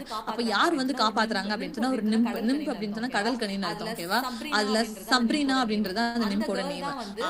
அந்த கேர்ள் தான் வந்து அந்த லேடியை வந்து காப்பாத்துற மாதிரி நமக்கு கொடுத்திருப்பாங்க. சோ இதோட ஃபேமஸ் லைன் என்ன அப்படின்னா love virtue she alone is free அப்படின்றது அதுல வர ஃபேமஸான line. And this is a story of Comus அப்படின்னு சொல்லி பார்க்கறோம். சோ கோமஸோட பிளாட் அந்த கரு என்ன அப்படின்றது இம்பார்ட்டன்ட். இட்ஸ் அபௌட் சேஸ்டிட்டி அப்படின்னு சொல்லி பார்க்கறோம். இதுல கேரக்டர்ஸோட நேம்லாம் தெரியாது. காட் கோமஸ், அந்த 2 பசங்க, ஒரு தங்கச்சி. இந்த பாயிண்ட் மட்டும் இனஃப். கிளியர் தானே? Clear ma'am. ஓகேவா? அடுத்தது லிசிடஸ் அப்படின்ற ஒர்க் வந்து 1637ல பப்ளிஷ் ஆயிருக்கும். மில்டனோடதுல எல்லா இயரும் இம்பார்ட்டன்ட். சரி, அதனால எனக்கு எல்லாத்துக்கும் இயர் வேணும். லிசிடஸ் வந்து 1637 இது எலிஜி அப்படின்னு சொல்லி பாக்குறோம். ஓகேவா? எலிஜினா ஒருத்தங்க இறந்து போனதுக்காக எழுதுற ஒர்க் தான் நம்ம என்னன்னு சொல்லுவோம்னா எலிஜி அப்படின்னு சொல்லுவோம். இது யாருக்காக அவர் எழுதியிருப்பாரு மில்டன் வந்து அப்படின்னு சொன்னா கிங் எட்வர்ட் வந்து ட்ரவுன் ஆகி போயிருப்பாரு. கிங் எட்வர்ட் வந்து என்ன பண்ணிருப்பாரு அப்படின்னு சொன்னா ஒரு மீட்டிங்காகவா எங்கேயோ வந்து அவர் கடல் கடந்து ஷிப்ல வந்து போயிருப்பாரு. அப்ப என்ன ஆயிருக்கும் அப்படின்னு சொன்னா அந்த ஷிப் வந்து உடஞ்சு போய் ஐரிஷ் சீல மொத்தமா முங்கி யார் இறந்து போயிருப்பா அப்படின்னு சொன்னா கிங் எட்வர்ட் வந்து இறந்து போயிருப்பாரு. ஓகே? சோ அததான் வந்து இவர் லிசிடஸ் அப்படின்ற டைட்டில் கீழ கிங் எட்வர்டுக்கு ஒரு எலிஜியா ப்ரொடியூஸ் பண்ணிருப்பாரு. இது யார்கிட்ட இருந்து இன்ஸ்பிரேஷன் எடுத்திருப்பாரு அப்படின்னா தியோக்ரிட்டஸ் அப்படின்றது வந்து இன்ஸ்பிரேஷன் எடுத்திருப்பாங்க. தியோக்ரிட்டஸோட ஸ்டோரி என்ன இருக்கும் அப்படின்னா 2 பிரதர் வந்து இருப்பாங்க. சரியா? அதுல ஒருத்தர் வந்து கிரிட்டிக்கலான சிச்சுவேஷன்ல இருப்பான், இன்னொருத்தனால காப்பாற்ற முடியாம போயிடும். அதனால இன்னொரு பையன் வந்து இறந்து போயிடுவான். அப்போ இந்த தியோக்ரிட்டஸ் கிட்ட இருந்து அந்த ஸ்டோரியை எடுத்து அந்த மித்திக்கல் ஸ்டோரியை எடுத்து இவர் அவர்கிட்ட கம்பேர் பண்றாரு. எப்படியாமா மில்டனும் எட்வர்ட் த கிங்கும் பிரதர்ஸ் மாதிரியா? அப்படி எட்வர்ட் த கிங் வந்து ஒரு பிரச்சனையில இருக்கும்போது யாரால காப்பாற்ற முடியலையா? மில்டனால காப்பாற்ற முடியாம போயிடுச்சான். சோ அந்த ஃபீலிங் அந்த மித்திக்கல் ஸ்டோரி கூட அதை கம்பேர் பண்ணி லிசிடஸ் அப்படின்ற எழுதியை வந்து கஷ்டப்பட்டு மோன் பண்ணி ப்ரொடியூஸ் பண்ணிருப்பாரு. இதை பார்த்து யார் கிரிட்டிசைஸ் பண்ணிருப்பா அப்படின்னு சொன்னா டாக்டர் ஜான்சன் வந்து கிரிட்டிசைஸ் பண்ணிருப்பாரு. ரொம்ப மொக்கையா இருக்கு அப்படின்னு சொல்லிட்டு. கிளியரா? Yes ma'am. சரியா? ஃபர்ஸ்ட் அவ சின்ன பிள்ளையா இருக்கும் போது ஒரு குழந்தை வந்து காஃப்னால இறந்து போச்சுன்னு எழுதிருப்பாரு. அப்புறம் நேட்டிவிட்டி எழுதிருப்பாரு. அப்புறம் நரேட்டிவ் போம்ஸ் பார்க்கும்போது கம்பானியன் பீஸ் வரும், இல்ல லிகரா நீம் பல்ஸ் வரும். ஹார்ட் அண்ட் போம்ஸ் மொத்தமா 5 வரும். Circumcision, solemn music, on time, Arcades and Lycidas. இதுல இம்பார்ட்டன்ட் பார்த்தா ஆர்கேட்ஸ் லிசிடஸ் தான். லிசிடஸ் நான் ஆல்ரெடி சொல்லி கொடுத்தேன் எல்ஜி அப்படின்னு சொல்லிட்டு. ஆர்கேட்ஸ் வந்து நம்ம எதுக்கு கீழே பாக்குறோம், மாஸ் கீழே பாக்குறோம். மாஸ் கீழே ரொம்ப இம்பார்ட்டன்ட் பார்க்கும்போது கோமஸ் ஒரு சப்ஜெக்ட்லன்னா அது எப்போ வந்து பப்ளிஷ் பண்ணாங்க, எந்த கேஸ்டில் வந்து அதை வந்து ரெப்ரசென்ட் பண்ணாங்க அப்படின்றத மட்டும் பாத்துக்கோங்க. அதுக்கப்புறம் நம்ம லிசிடஸ் பார்த்துட்டோம் எல்ஜி. ஓகேவா? அப்போ மில்டன் ஆரம்பிச்சதுல இருந்து ஹாட்டன் டூர் வந்து போனாரு. ஹாட்டன் அப்படின்ற ஒரு பிளேஸ் 6 இயர்ஸ் இருந்தாருன்னு பார்த்தோம். அதுக்கப்புறம் மில்டன் வந்து ஒரு ஃபாரின் டூர் போவார். ஓகேவா? அந்த ஃபாரின் டூர் போகும்போது தான் அவரோட ஃப்ரெண்ட் ஒருத்தங்க இறந்துட்டாங்க அப்படின்ற நியூஸ் வந்து அவரோட காதுக்கு வரும். அது யாரு, அவரோட ஃப்ரெண்டோட நேம் என்ன அப்படின்னு சொன்னா சார்ல்ஸ் டியோடட்டி அப்படின்றது அவரோட ஃப்ரெண்டோட நேம். இதுல இருந்து நெட் கொஸ்டின்ல ஒரு தடவை கூட கேட்டது கிடையாது, ஜஸ்ட் தெரிஞ்சு மட்டும் வச்சுக்கோங்க. மில்டனோட ஃப்ரெண்ட் யாரு அப்படின்னா சார்ல்ஸ் டியோடட்டி அப்படின்றது அவரோட ஃப்ரெண்டோட நேம். ஓகேவா? அவருக்காக இவர் என்ன எழுதியிருப்பாரு அப்படின்னா லாத்தின் பாஸ்டல் எலிஜி. பிகாஸ் வந்து சார்ல்ஸ் டியோடட்டின்றவர் அவர் நம்மளோட லாங்குவேஜ் கிடையாது, இஸ் a Latin. அதனால அவருக்காக மவுண்ட் பண்ணி ஒரு லாத்தின் பாஸ்டல் எழுதியிருப்பார். Pastoral is nothing but about நேச்சர்ன்றதுனால தான் இந்த இடத்துல பாஸ்டல் அப்படின்ற மீனிங். ஓகேவா? சோ லாத்தின் பாஸ்டல் எழுதி ப்ரொடியூஸ் பண்ணிருப்பாரு. எபிடாப்பியம் டெமோரிஸ் அப்படின்ற ஒரு டைட்டில ப்ரொடியூஸ் பண்ணிருப்பாரு. ஜஸ்ட் ரீட் அவுட் மட்டும் பண்ணிக்கோங்க, இந்த பாயிண்ட் தேவை கிடையாது. சரியா? அடுத்தது இவரோட ஆன்டி பெட்ரார்க்கல் ட்ராக்ஸ். இதே மாதிரி நம்ம அன்னைக்கு நம்ம பார்த்தோம்ல ஜான் டன்னக்கு, அவரோட பேட்டர்னுக்காக எழுதியிருப்பாரு. அவரோட பேட்டர்ன் நேம் என்ன? Sir Robert Dury. அவருக்கு நம்ம பார்த்தோம். அப்புறம் பென் ஜான்சனுக்கு 2 சட்டையர் பார்த்தோம்ல. சட்டையரா கிரிட்டிசிசம் என்னமோ ஒன்று பார்த்தோமே, ட்ராஜடியா? ட்ராஜடி. ஆமா, அதுல 2 டைட்டில் பார்த்தோம்ல pen ஜான்சனுக்கு. Sejanus is fall. Sejanus is fall and Catelyn is conspiracy. Correct. Catelyn is conspiracy அப்படின்னு சொல்லி பார்த்தோம். ஓகேவா? இந்த மாதிரி 2 வரது ஃபுல்லா சேர்த்து ஞாபகம் வச்சுக்கோங்க. அதே மாதிரி தான் மில்டன் கீழே ஆன்டி பெட்ரார்க்கல் ட்ராக்ஸ் அப்படின்னு சொல்லி 2 விஷயத்த எழுதியிருப்பாரு. ஆன்டி பெட்ரார்க்கல் ட்ராக்ஸ் அப்படின்னு சொன்னா ஒரு விஷயத்த அப்போஸ் பண்ணி எழுதுறதுதான் நம்ம வந்து ஆன்டி பெட்ரார்க்கல் ட்ராக்ஸ் அப்படின்னு சொல்லி பாக்குறோம். இவர் எதை ஃபர்ஸ்ட் அப்போஸ் பண்ணாரு அப்படின்னா ஆஃப் ரிஃபர்மேஷன் ஒரு வக்கல் இருப்பாரு, அப்புறம் ஆஃப் எஜுகேஷன் ஒரு வக்கல் இருப்பாரு. நீங்க இந்த ஆஃப்னு பார்த்தது பேக்கன் கிட்ட பேசக்கூடாது. ஏன்னா பேக்கன்னா வந்து ஆஃப் எஸ்ஏ, ஆஃப் எஜுகேஷன், ஆஃப்னு சொல்லிட்டு அவர் எழுதியிருப்பாரு. உங்களுக்கு பேக்கனோட எஸ்ஏஸ் நீங்க பாத்தீங்கன்னா தெரிஞ்சிருக்கும், நம்ம காலேஜ் டைம்ல கொடுத்திருப்பாங்க. அப்போ இந்த ஆஃப் பார்த்தது நீங்க யார்கிட்ட பேசக்கூடாது, பேக்கன் கிட்ட பேசக்கூடாது. இந்த ஆஃப் வந்து யாரோடது?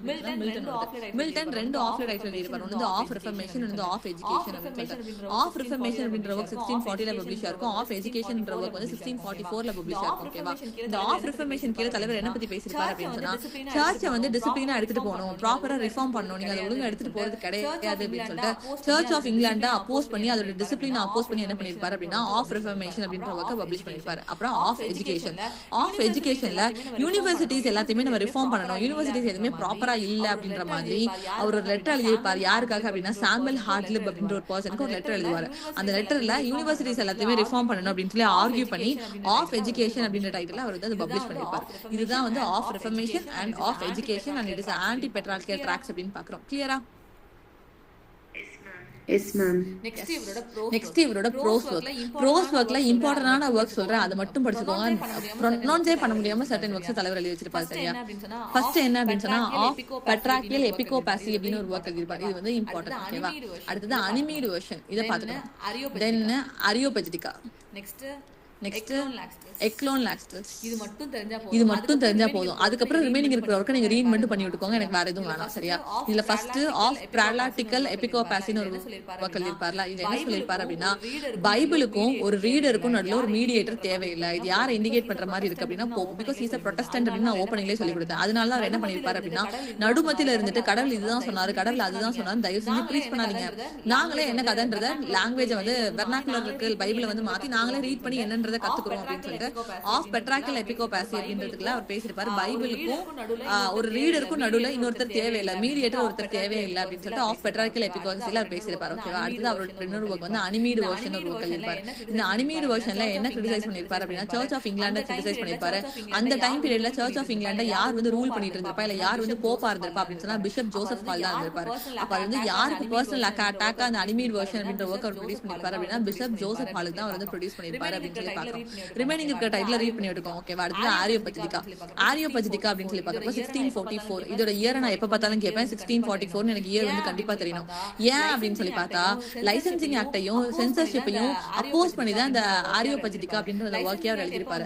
லைசன்சிங் ஆக்ட் எப்ப வந்திருக்கும் அப்படின்னு சொன்னா எல்லாரோட ஒர்க்ஸையும் ப்ரொடியூஸ் பண்ணதுக்கு அப்புறம் நீங்க எங்ககிட்ட காமிக்கணும், நீங்க என்ன எழுதிருக்கீங்க, யாரை திட்டி எழுதிருக்கீங்க, அரிஸ்டோக்ராட் பீப்புள்ஸையோ கிங்கையோ கிங்டமையோ போப்பையோ ஏதோ ஒன்று திட்டி இருக்கீங்க அப்படின்னா உங்க இஷ்டத்துக்குலாம் அந்த பேம்ப்ளெட் எல்லாம் பப்ளிஷ் பண்ண முடியாது. நீங்க எங்ககிட்ட கொடுத்து அதுக்கு சென்சார்ஷிப் நாங்க போடுறதுக்கு அப்புறம் தான் பப்ளிஷ் பண்ணுவோம் அப்படின்ற மாதிரி ஒரு ஆக்ட் வந்து எடுத்துட்டு வந்தாங்க. அப்ப லைசன்சிங் ஆக்டோட இயர் என்ன அப்படின்னு சொன்னா 1643. You should know the year. So licensing act 1643 வந்துச்சு அப்படின்னா அது வந்த உடனே அவர் என்ன பண்ணிருக்காரு, ஆரியோபெஜிடிகா அப்படின்னு சொல்லி அதை அப்போஸ் பண்ணி ஒரு ஒர்க் எழுதினாரு 1644. அதனால இது ரெண்டு இயருமே அடுத்தடுத்து வரும். லைசன்சிங் ஆக்ட் 1643, ஆரியோபெஜிடிகா 1644 அப்படின்னு சொல்லி பாக்குறோம். ஓகேவா, நெக்ஸ்ட் எக்கினோகாஸ்டல்ஸ்னு சொல்லி ஒரு ஒர்க் எழுதிருப்பாரு 1649. இதோட மீனிங் என்ன அப்படின்னா இமேஜ் பிரேக்கர்னு அர்த்தம். என்ன பண்ணி வச்சிருப்பாரு அப்படின்னு சொன்னா 1649 யாரை பிஹேட் பண்ணிருப்பாங்க, யார் பிஹேட் பண்ணிருப்பா? ஆலிவர் கிராம்வெல், சார்ல்ஸ் மன்னன். ஆலிவர் கிராம்வெல் சார்ல்ஸ் பண்ண பிஹேட் பண்ணிருப்பாரு. ஓகேவா, அப்போ இந்த எக்கினோகாஸ்டல்ஸ் அப்படின்ற ஒர்க்கோட மீனிங் என்ன, இந்த டைட்டிலோட மீனிங் என்ன அப்படின்னா இமேஜ் பிரேக்கர்னு அர்த்தம். இமேஜ் பிரேக்கர்னா ஒருத்தரோட கேரக்டர் அசாசினேட் பண்றது, இல்ல அவங்க இது வரைக்கும் ஒரு கட்டி காசு வச்சிருப்பாங்க ஒரு இமேஜ், அதை உடைக்கிறது. அதுக்காக இந்த டைட்டில வச்சு அவர் என்ன பண்ணிருப்பாரு அப்படின்னு சொன்னா சார்ல்ஸ் ஒன்ன பயங்கரமா டேமேஜ் பண்ணி வச்சிருப்பாரு மில்டன் வந்து அப்படின்னு சொல்லி பாக்குறோம். ஓகேவா, நெக்ஸ்ட் அவரோட அன்பினிஷ்டு ப்ரோஸ் அப்படின்னு சொல்லி பார்க்கும்போது ஹிஸ்டரி ஆஃப் பிரிட்டன் அப்படின்றது அவரோட அன்பினிஷ்டு ப்ரோஸ். ரிமைனிங் இருக்கிறத ரீட் பண்ணி விட்டுக்கோங்க. Artist logic, art of logic, அப்புறம் அவரோட அன்பினிஷ்ட் லாத்தின் வந்து டி டாக்டரினா கிறிஸ்டியானான ஒரு ஒர்க் எழுதிருப்பாரு. இதுல மேஜர் ஒர்க்னு சொன்னது எனக்கு படிச்சுட்டு ரிமைனிங் இருக்கிறத நீங்க ரீட் பண்ணிக்கோங்க. Of prelatical episcopacy animadversions, ஆரியோபெஜிடிகாவோட லைசன்சிங் ஆக்டோட இயர் என்ன, அது பப்ளிஷ் பண்ண இயர் என்ன, அப்புறம் எக்கினோகாஸ்டல்ஸ் அப்படின்றது இமேஜ் பிரேக்கர்னு பாக்குறேன். யாரோட இமேஜ் பிரேக் பண்ணாரு அப்படின்னு சொன்னா சார்ல்ஸ் ஒன். அப்ப சார்ல்ஸ் ஒன் எப்ப பிஹேட் பண்ணாங்கன்ற இயர் தெரிஞ்சிச்சு அப்படின்னா அதோட பப்ளிகேஷன் இயர் என்ன அப்படின்றது உங்களுக்கு ஷூரா தெரியும். கிளியரா? Yes ma'am.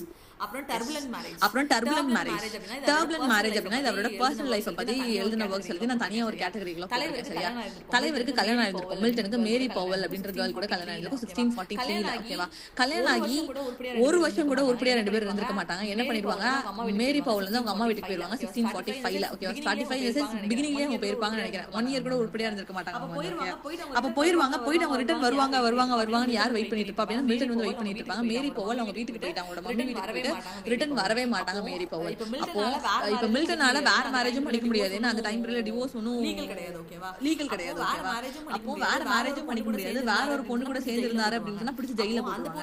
அப்போ அந்த பொண்ணு ரிட்டர்ன் வர மாட்டேங்குது. ஏன்னா அவருக்கே தெரியல, பிகாஸ் அவங்க வீட்ல இருந்து அந்த பொண்ணு திருப்பி வந்திருக்காரு.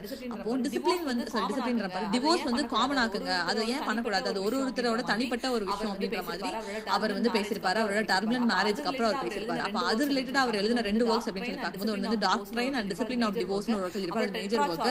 அப்புறம் டெட்ரா சார்ட்டன் ஒரு ஒர்க் எழுதிருப்பாரு. ஓகேவா, இதுவும் வந்து அவரோட மேஜர் ஒர்க்னு பார்க்கலாம். இதோட மைனர் ஒர்க் என்ன அப்படின்னு சொன்னா ஜட்ஜ்மெண்ட் ஆஃப் மார்டின் ப்ரூசர் கன்சர்னிங் டிவோர்ஸ்னு ஒரு ஒர்க் எழுதிருப்பாரு. இதை பத்தி பெருசா ஒண்ணு கேட்டிருக்காரு. சரியா, உங்களுக்கு தெரிய வேண்டியது doctrine and discipline of divorce எழுதிருப்பாரு. ஏன் அவரோட மேரேஜ் லைஃப் வந்து ஒன்னும் ஆகாம ஆனதுக்கு அப்புறம் அவர் எழுதிருப்பாரு 1643. அண்ட் டெட்ரா சார்ட்டன் அப்படின்ற ஒர்க் வந்து 1645 எழுதிருப்பாரு. ஓகேவா, இந்த doctrine and discipline of divorce அப்படின்ற ஒர்க் அவர் பப்ளிஷ் பண்ணதுக்கு அப்புறம் அவர் நிறைய பேர் அட்டாக் பண்ணுவாங்க. பிகாஸ் அந்த டைம் பீரியட்ல டிவோர்ஸ் அப்படின்றது ரொம்ப ஈஸியான வேர்ட் கிடையாது. ஓகேவா, அப்போ அனானமஸா ஒரு பாம்ப்ளெட் வந்து மில்டன் அட்டாக் பண்ணி டிவோர்ஸ் ரிலேட்டடா ஒருத்தங்க வந்து எழுதிருப்பாங்க. அது யாருன்னே தெரியாது. பட் அந்த பாம்ப்ளெட்டோட டைட்டில் என்ன அப்படின்னு சொல்லி பார்க்கும்போது கொலஸ்டரியான் அப்படின்னு பாக்குறோம். ஓகேவா, அதுதான் அந்த பாம்ப்ளெட்டோட டைட்டில். அதுலதான் வந்து மில்டனை திட்டி யாரோ ஒருத்தங்க எழுதிருப்பாங்க, அது யாரு அப்படின்னு தெரியாது.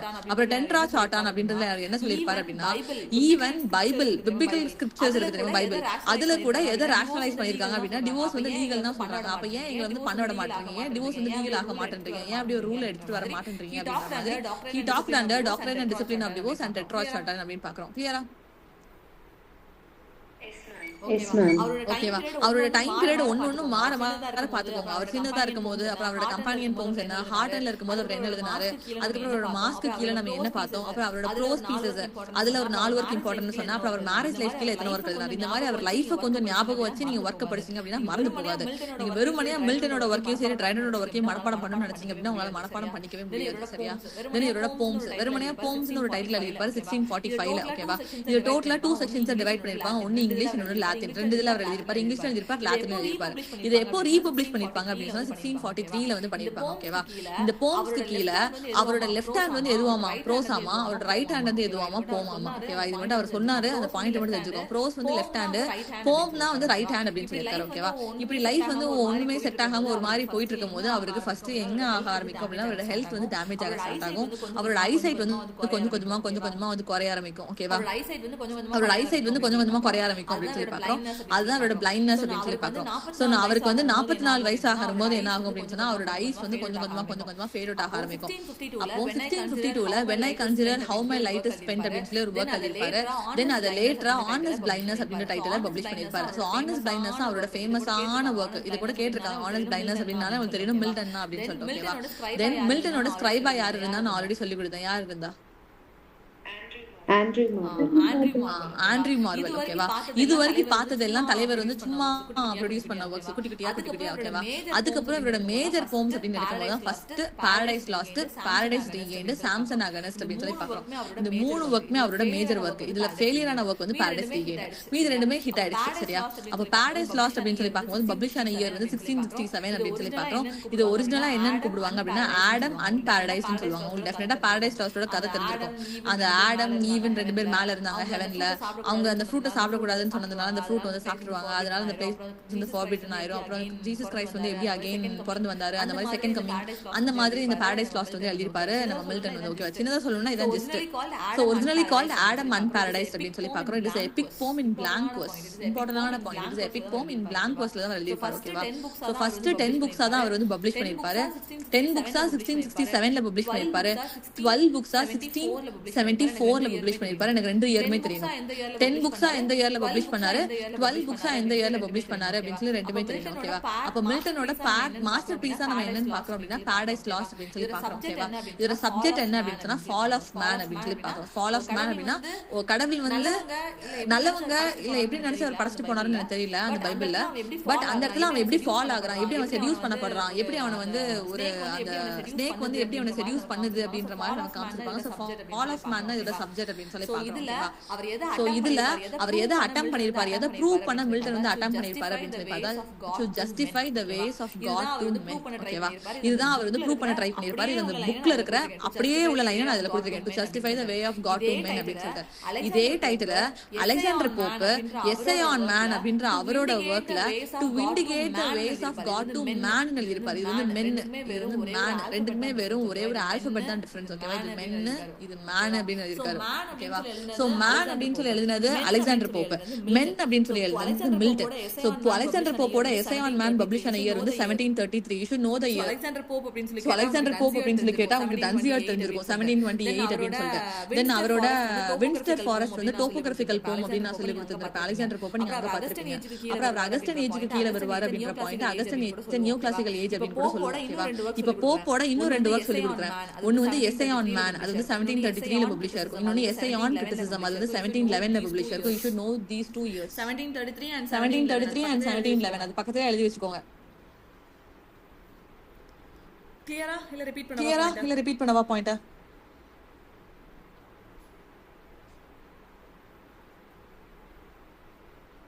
கைஸ் நீ அமைதி ஆயிட்டீங்க. கிளியர் தான். எஸ் ஓகேவா? இப்ப போப்புக்கு நம்ம 4 வர்க் படிச்சிருக்கோம். Dunciad, Windsor Forest, essay on man, essay on criticism. ஓகேவா? எஸ்ஸே ஆன் மேன் வந்து 1733, எஸ்ஸே ஆன் கிரிட்டிசிசம் வந்து 1711. இது ரெண்டோட பப்ளிகேஷன் இயர் எப்ப பார்த்தாலும் குழப்பம். கிரிட்டிசிசம்ல நிறைய ஐ வரும். சோ அந்த ஐ எல்லாம் சேர்த்து 11 போட்டுட்டாங்க ஞாபகம் வச்சுக்கோங்க. மிச்சம் இருக்கிறது மேன். மேன் வந்து 33. ஓகேவா? 33ல பப்ளிஷ் ஆகும் 1733. ஓகேவா? அப்போ போப்போட எஸ்ஸே ஆன் மேன்ல to vindicate the way of God to man எழுதியிருப்பாரு. Men Milton. ஓகேவா? அந்த ரெண்டு டிஃபரன்சியேஷன் பண்ணி ஞாபகம் வச்சுக்கோங்க. இதே மாதிரி தான் நம்ம இன்னொன்னு பார்த்தோம்ல, எவ்ரிதிங் இல்ல God is in heaven, everything is right with the world and everything is wrong with the world இந்த மாதிரி பார்த்தோம். அது எதுல பார்த்தோம்?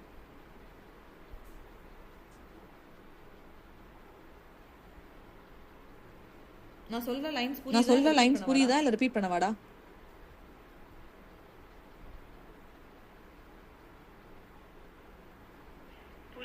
புரியுது மேம், மறந்துட்டு. சரி ஓகே. அந்த லைன் எதுல அப்பியர் ஆகும் அப்படின்னு சொன்னா Tess of the d'Urbervilles first 1891 publication. ஓகேவா? அதுல அப்பியர் ஆகும். அப்புறம் ராபர்ட் ப்ரௌனிங்கோட பிப்பா பாசஸ்ல அப்பியர் ஆகும். அப்புறம்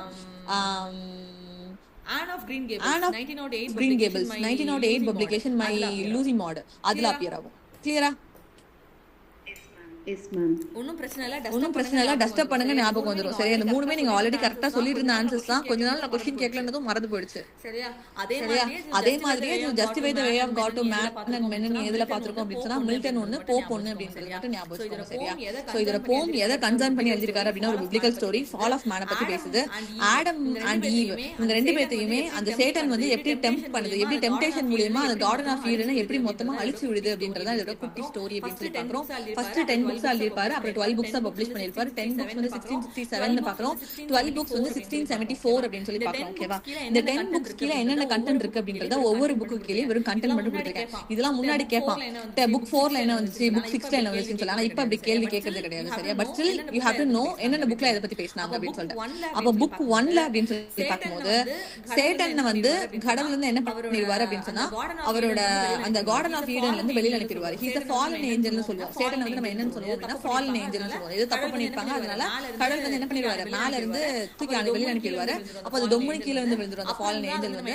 அப்புறம் தான் அது வந்து நம்ம என்ன இண்டிகேட் பண்ண ஆரம்பிப்போம் அப்படின்னா சேட்டன் சொல்லி இண்டிகேட் பண்ணுவோம். அப்ப இந்த சேட்டனுக்கு என்ன பண்ணணும் அப்படின்னு சொன்னா அந்த கார்டன் ஆஃப் ஈடனுக்குள்ள திருப்பி நுழையணும். அப்போ அதுக்கு ஒரு சதி திட்டம் போடணும் அப்படின்னு சொல்லிட்டு உட்கார்ந்து சேட்டனும் அவங்களோட ஃபாலோவர்ஸ் எல்லாரும் சேர்ந்து ஒரு பார்லிமெண்ட் ஒரு மீட்டிங் வந்து போடுறாங்க. சோ ஹவுஸ் ஆஃப் பார்லிமெண்ட் வந்து எங்க நடக்குது அப்படின்னு சொன்னா அதான் பாண்டினோமியம் அப்படின்னு சொல்லுவாங்க. So House of Parliament is called Pandemonium அப்படின்னு சொல்லி பார்ப்போம். ஓகேவா? பாண்டிமோனியம் அப்படின்னு சொல்லுவோம் அந்த இடத்த வந்து. ஓகேவா? அங்கதான் வந்து சேட்டனும் அவங்களோட ஃபாலோவர்ஸ் எல்லாரும் சேர்ந்து உட்கார்ந்து மீட்டிங் போட்டு எப்படிடா கார்டன் ஆஃப் ஈடனுக்குள்ள நுழையலாம் அப்படின்னு சொல்லி பிளான் போடுறதா எதுல நடக்கும் அப்படின்னா புக் 1ல வந்து நடக்கும். ஓகேவா?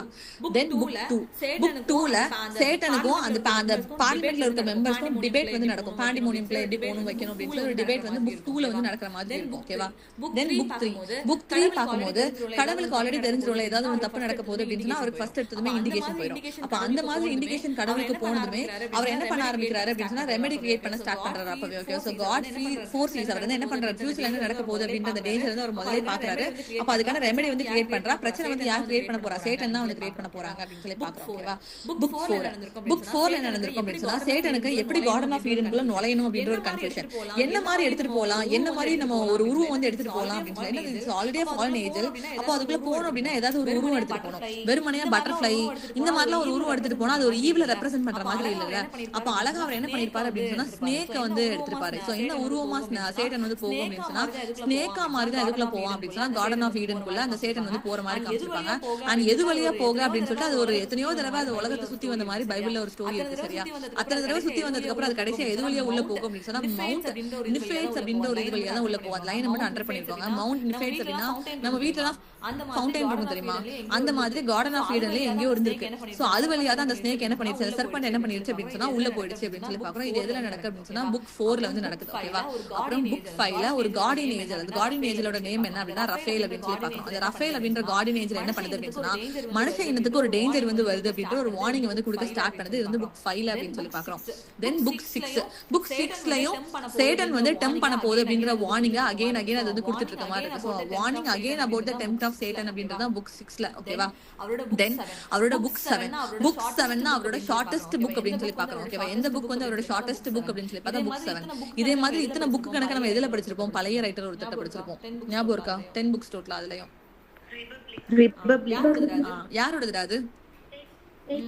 பிளேட்டோவோடதுல இந்த மாதிரி தான் படிச்சிருப்போம். சரியா? அடுத்து நம்ம படிச்சிருக்கிறது மில்டன்ல அப்படின்னு ஞாபகம் வச்சுக்கோம். சோ புக் 7 அப்படின்னு சொல்லி பார்க்கும்போது ஷார்ட்டஸ்ட் புக் அப்படின்னு சொல்லி பாக்குறோம்.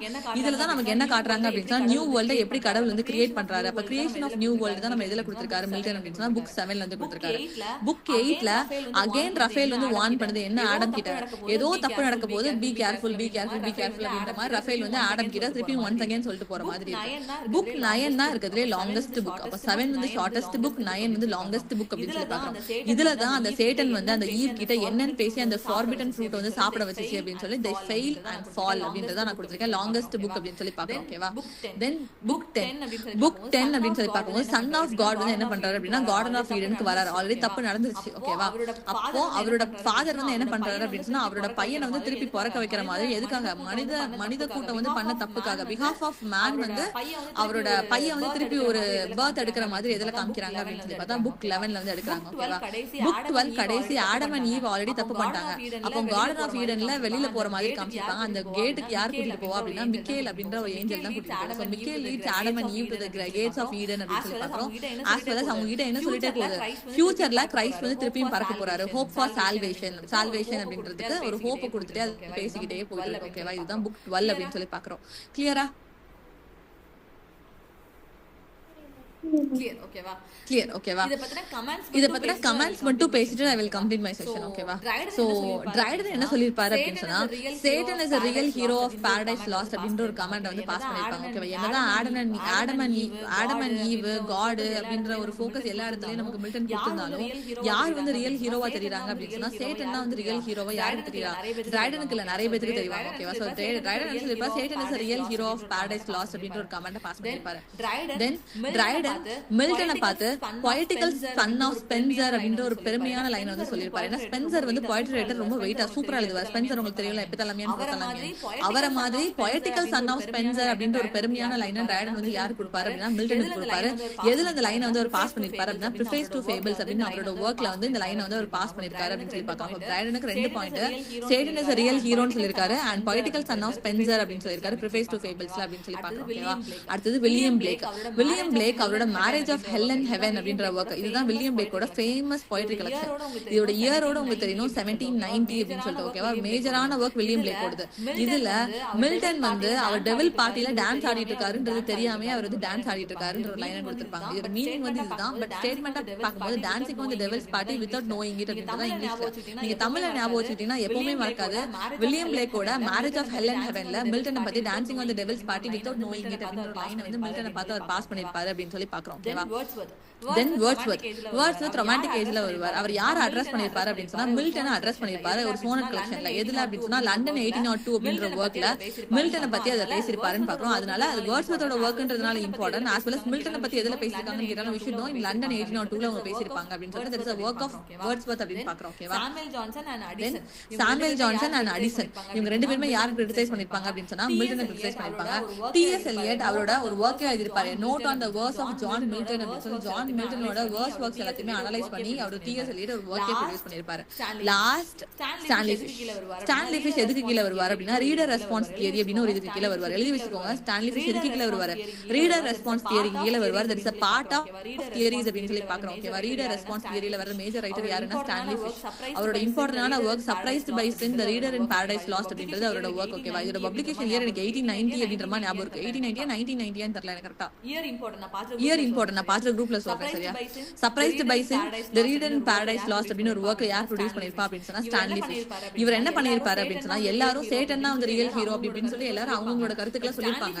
பட் ஸ்டான்லி ஃபிஷ் அதை அனலைஸ் பண்ணிட்டு என்ன சொல்லிருப்பாரு அப்படின்னா reader is the real hero of Paradise last அப்படின்னு சொல்லிருப்பாரு. Because he comes under reader response theory, still he says reader is the real hero of paradise lost அப்படின்ற ஒரு திங்ஸ் வச்சு அவர் ஆர்கியூ பண்ணிருப்பாருன்னு பாக்குறோம். எந்த ஒர்க்ல surprise by sin the reader in paradise lost அப்படின்ற ஒர்க்ல அவர் ஆர்கியூ பண்ணிருக்காருன்னு பாக்குறோம். கிளியரா? Yes ma'am. Others yes come. நாளைக்கு ஹோம்வொர்க் ஸ்டோரி என்னடா கொடுத்தேன்? Great expectation. ஓகேவா, Great expectation. ஓகேவா, surprised by sin published in the year 1967. Surprised by sin published in the year 1967.